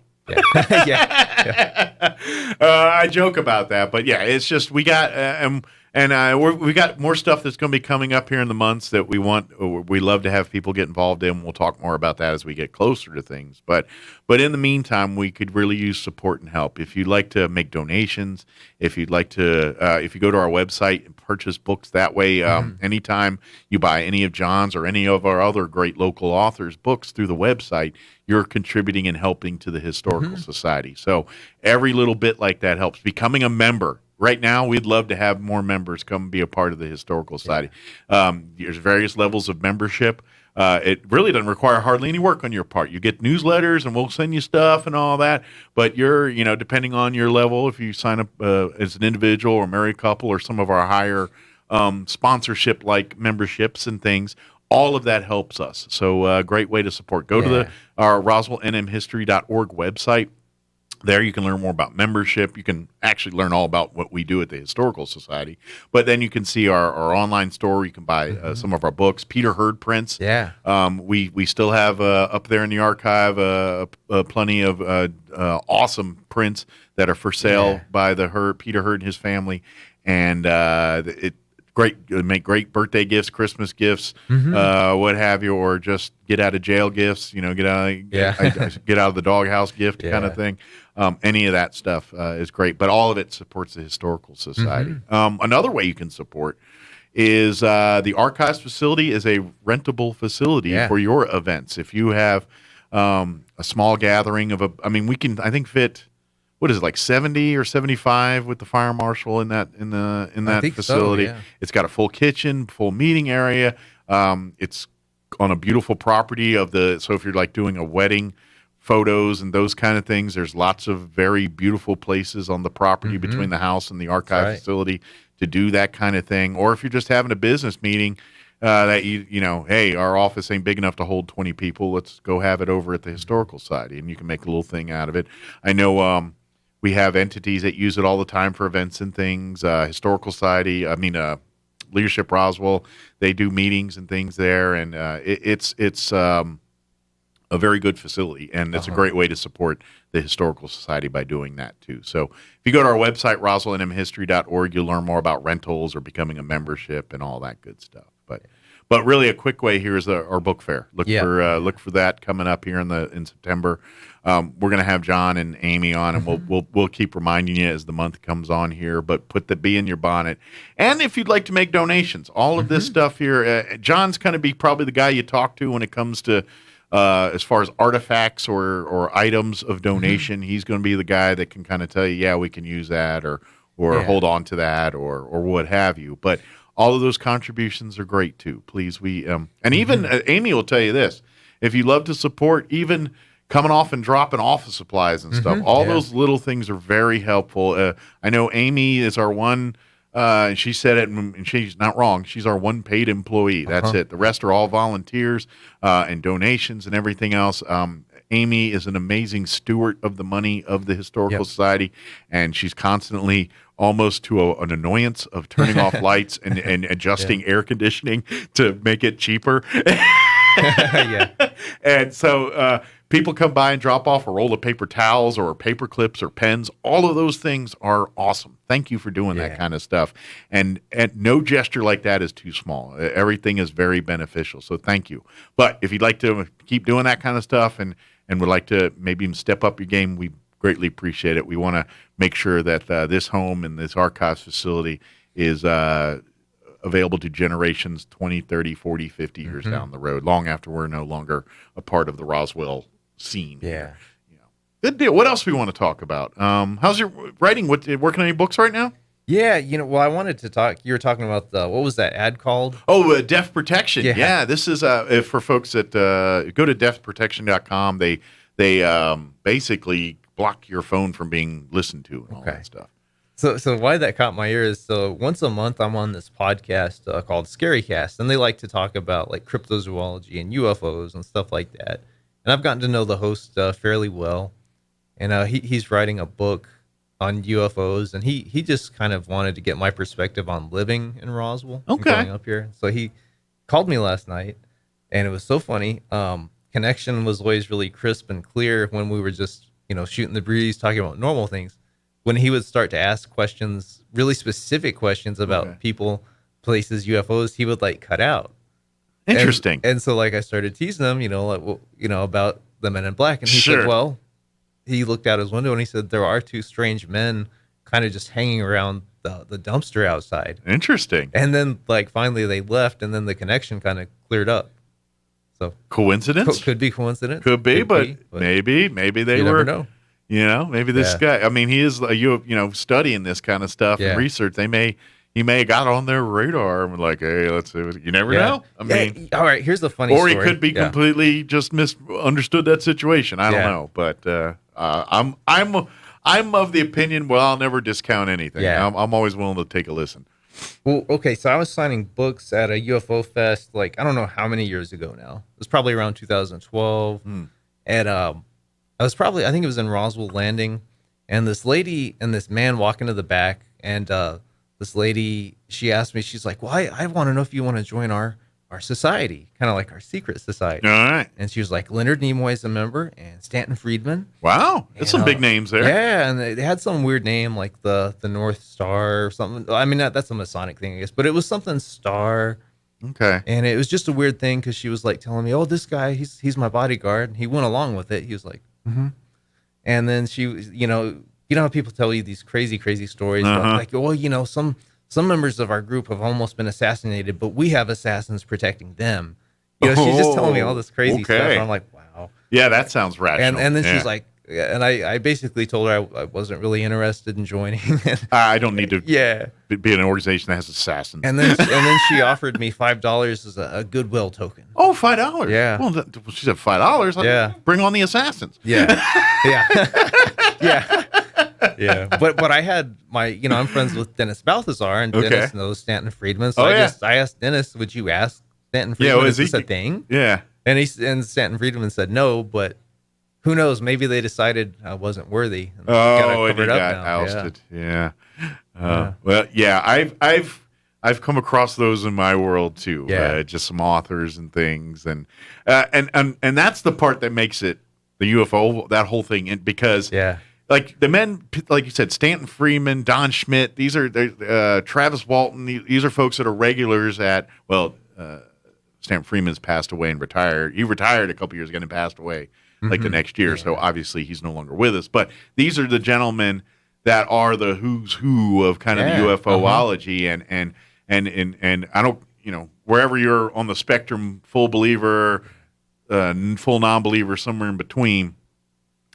Stanton Friedman, Don Schmidt, every time I've talked to these individuals, it's always scientific. It's not these people that, we've got our own assassins. But no, everything's from the science standpoint. And so it's kind of, so when you say something like Stanton Friedman, because I mean, that guy is instantly probably the most credible sources of UFOlogy in the field. He's the Babe Ruth of UFOlogy here, and so to say that and the reason why he is because he comes from a scientific. It's really hard to debunk what he says because it's all science based and it's interesting. So, but anyway, I do know those stories and I know what you're talking about. Well, I've got there. another one if we've got time. Yeah, we got time. Okay, this one will really blow your mind. I'm not going to use their name, but a friend of mine from Roswell, normal person, totally sane. Sure. So they used to work in the business community, like big business. All right. Like they knew some of the big time people. They met like a corporate world or corporate world. Yeah, that's what I'm trying to say. They had met Bill Gates before he was a big thing. Okay. So they had briefly been in that little circle.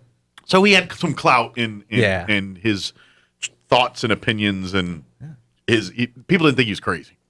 She actually, Mike, you sexist. I'm sorry. I apologize. Women can be important too. You're absolutely right. I'm just kidding. You're absolutely right. It's actually a she. Yeah. Okay. So she was not looked at it as a crazy or kook or anything. No, Gotcha. And she's very accomplished in the corporate world for a while, working in that circle before she moved here.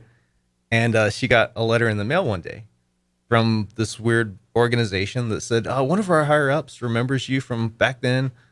We think you'd be great. And she said it was a very strangely personal letter that had details about her current personal life in it that was really freaky, that you would have had to have recently have spied on her. Gotcha. So they knew stuff that she's like, why do they know these things? Yeah. Gotcha. And it was it was kind of like trying to bait them.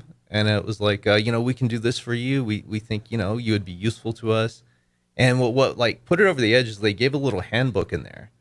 And the handbook had all of the weird, what you would call Illuminati occult symbols in it. Okay. Wow. We hear about these rumors about there being, the secret rulers of kind of society.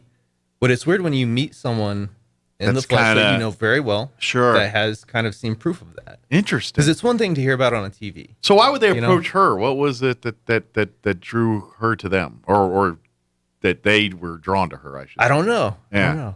Interesting. Yeah. But it's just interesting. So. You mentioned that, and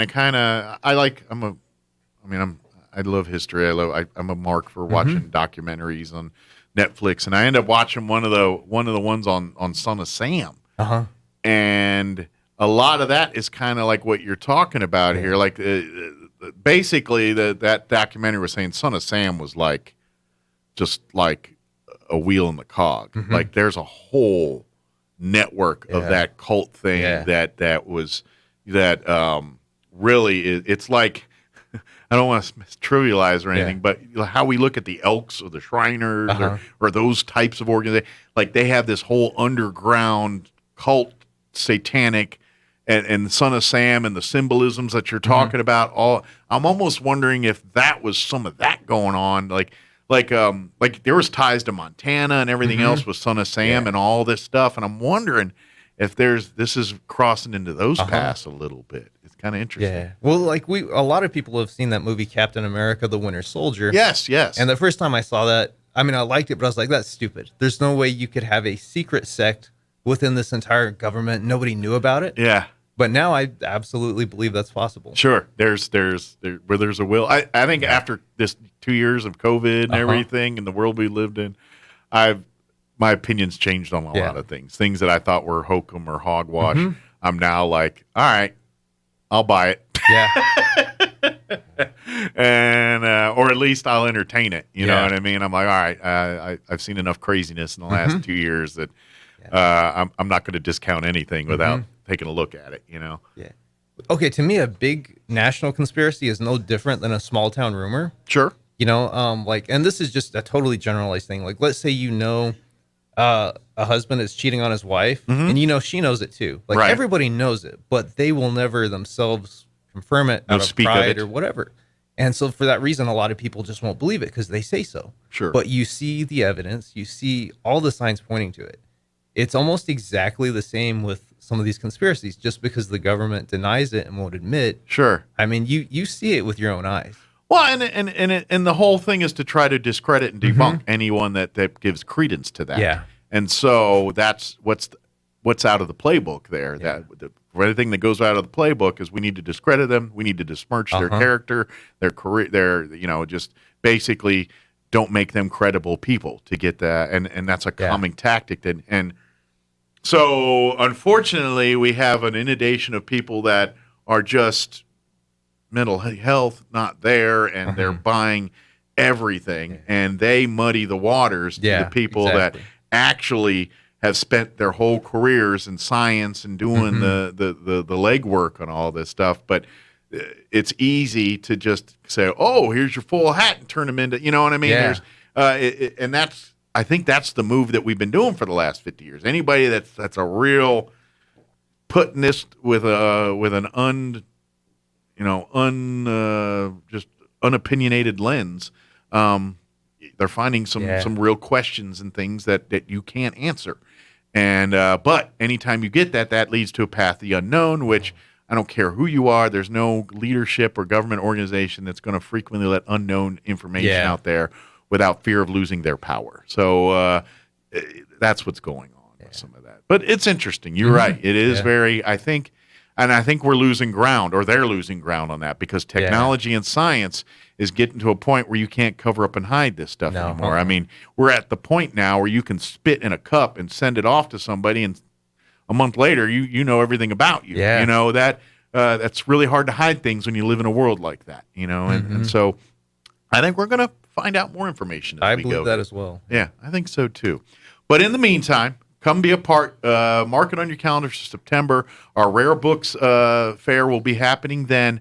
In the meantime, please go to our website, Roswell-NM. I was going to the city's website, RoswellNMHistory.org. Sorry, there's so many Roswell NM something or others out there. Yeah, okay, RoswellNMHistory.org. Yeah, that's the Historical Society's website. You can go there and become a member, purchase books. If you would like to learn more about if you want to set up tours and things, the museum is available for tours and things. You can call and set that up, and we'll get you personal, private tours.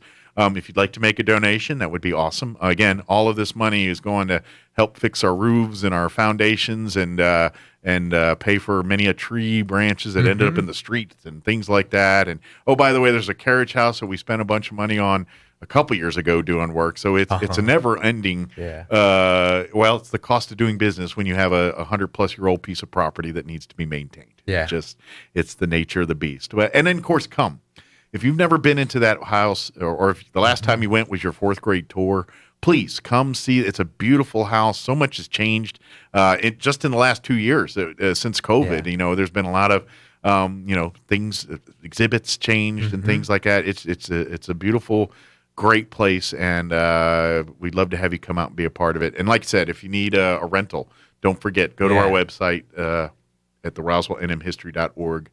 And volunteers, I always should mention that too. Yeah, that's another great way to support us. If you'd like to, I know John's got some folks that work with him in the archive, but I'm sure they can always use some more hands. They get together a lot on Fridays doing work in the archive facility.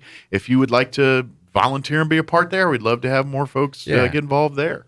Financially, obviously, but even if you want to be a docent, if you love doing that stuff, we could always use more folks to be docents, people that kind of guide folks through the tours and things like that. And even you love doing yard work, things like that.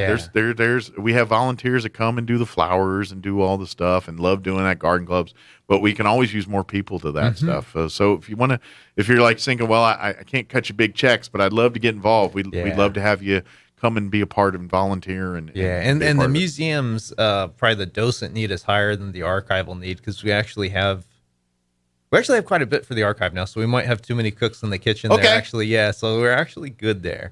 But for the museum and docents, they definitely, because our docents were more the at-risk population for COVID. So a lot of seniors that were docents. Yeah, so they're more hesitant to come back, some of them. So if you're young and you're healthy and you're not scared, we could use you. We probably have one of the youngest docents in the city right now, and that young man, he's Josiah Strange, his family, they're great supporters of the Historical Society, but he's a young man that loves history. I think he kind of came into our thing around 8 or 9 when he was started. Yeah, I think so. He's been around a few years now. Yeah, me and Josiah shot a video for the city website actually about Billy the Kid recently. Don't know when it'll be released. But yeah.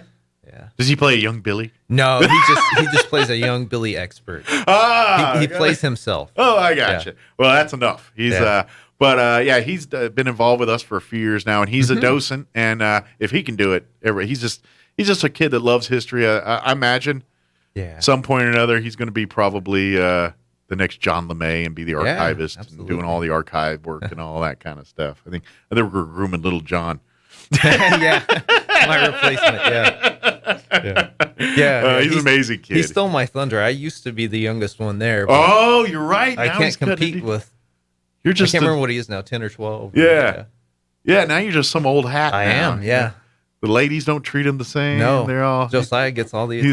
He gets all the attention. Oh, he's so cute. Pinches the cheeks. But it used to be John. I used to do that to John, and now not so much. One of my friends described me as Justin Bieber for old ladies. Oh. Oh, you like that, didn't you? That's funny. Yeah. That's good. Yeah. I like that. Yeah. But come out. It's a great. And there's another thing too. I work on a lot of boards and everything, and they're all great. But the Historical Society is just one of those that there's so many. Every single one is involved in their own way, shape, or form, and and it makes for a great experience on that society. So big thank you to all those board members that show up each week and do their parts. And it's one of the most active boards I think I serve on as far as getting stuff done and things and doing. It's a board. Like anytime you got a group of people, you're not going to get 12 people to agree on anything half the time. But they do a real good job of just kind of working together. It's a well-oiled machine, I think, as far as boards go. Oh, yeah. Yeah. But please come out. And then, like I said, start calling the tours. Please call us if you'd like to arrange a tour. I'm telling you, our tours are better private. So give a good donation because, that does help us. But I've had more people say that it's such a personalized, cool experience. It's kind of like having the whole facility to yourself with a personal guide telling you about everything that's in the house. You get chances to learn things that sometimes in a big group tour, that facts and details you don't get time to share because times of this, or you got a lot of people you got to get through. There's time for all of that, and you get all the good stories, all the inside stuff that sometimes you don't have time for in another thing. So please call or go to the website, roswellnmhistory.org, and learn more about everything we're talking about here. So good deal. Well, John, as always, appreciate it. Yeah, that was fun. Yeah, we'll talk to you again soon here. I'll see you a bunch between now and then. But have a good weekend. Don't work too hard. Yeah, and, you too. I guess you guys will be out archiving. Hopefully the weather will cooperate. Well, we're indoors, so we'll be good. Yeah, but it is the archive roof. Oh, that's right. Yeah, that's right. It's like a colander right now. It just kind of keeps the water on the spaghetti there. Thank you, John. We'll see you next time. Thank you. All right, it is 9:54. News update. Quick break before we go. Don't go away. Now for a Pecos Valley news update. I'm Jared Cirillo. New Mexico Governor Michelle Lujan Grisham and top health officials are closely monitoring the increase in COVID-19 cases, but there was no indication Thursday of whether officials were considering reinstating any public health restrictions to curb the spread. The state health department reporting Thursday that another 273 cases were confirmed, marking one of the highest daily totals in several months. That topped the 271 cases reported the day before. Federal education officials are approving New Mexico's spending plan for recovery aid, clearing the way for another $327 million to be distributed to the state. The money intended to help the state education department sustain safe operation of schools and boost learning opportunities, particularly for students who have been most affected by the pandemic. New Mexico already had received more than $650 million in emergency education funding. You're up to date. I'm Jared Cirillo. With an SRN News Business Brief, I'm Bob Agnew. The eruption of COVID-19 last year caused the proportion of people working from home in the U.S. to nearly double, changing the American workplace. The Labor Department says the share of employed people working from home shot up from just 22% in 2019 to 42% in 2020. The shift was most pronounced among college graduates and workers in such fields as finance and professional services. The numbers come from the American Time Use Survey, which details how people spent their time in 2020.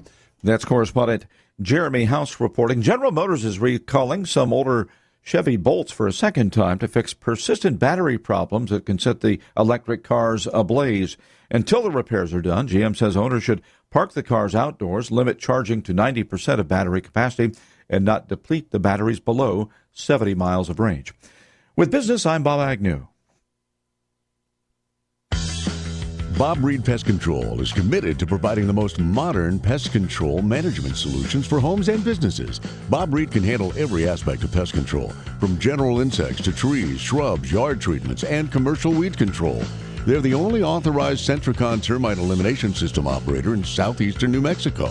No job is too big or too small. Call Bob Reed Pest Control today. Southeastern New Mexico's pest management professionals, 623-5344, and find them fast in names and numbers. Martine's Capital Cafe in Roswell offers authentic and highly rated New Mexico food. Explore their amazing menu featuring huevos rancheros or asado with eggs or their green chili stew. And you can't forget their award-winning green chili cheeseburger, all made from scratch using their finest and freshest ingredients. Open for carryout with curbside delivery or limited dine-in. Just call ahead 624-2111. Martine's Capital Cafe, always pleasing the most refined palate. Open Monday through Saturday from 6 a.m. to 8:30 p.m. at 110 West 4th in Roswell. You may say I have nothing to hide or I don't say anything the government would want to hear. But why would you allow unwanted intrusions of your privacy? At any given time, there are 3 to 5 agencies listening in on your cell phone calls. DEAF prevents outside entities from listening in by cloaking your phone from all-seeing technology. What they can't see, they can't hack. Sign up now for DEAF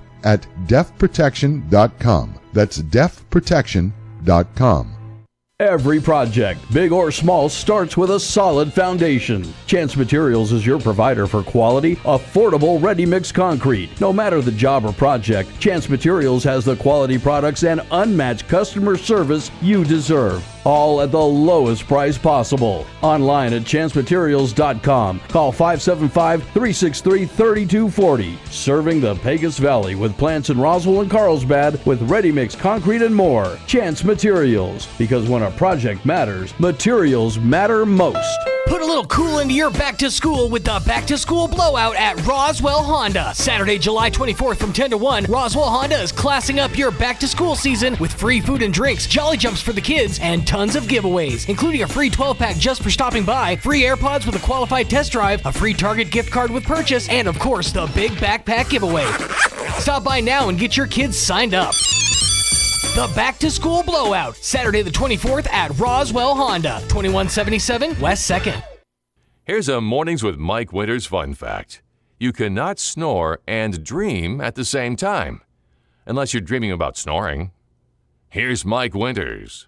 And good morning. It is closing in on 10 o'clock. That's going to do it for us. If you missed any part of our interview, you can definitely go back and check them out at your leisure. Go to ksvptv.com. We had the folks in the Roswell Public Library in the 7 o'clock hour. Bill Williams, Chaves County manager, in the 8 o'clock hour. And, of course, John LeMay with the Historical Society this hour. Again, ksvptv.com or our 106.5 Roswell's Talk FM Facebook wall. You'll find them there. Have a great weekend. Thanks for allowing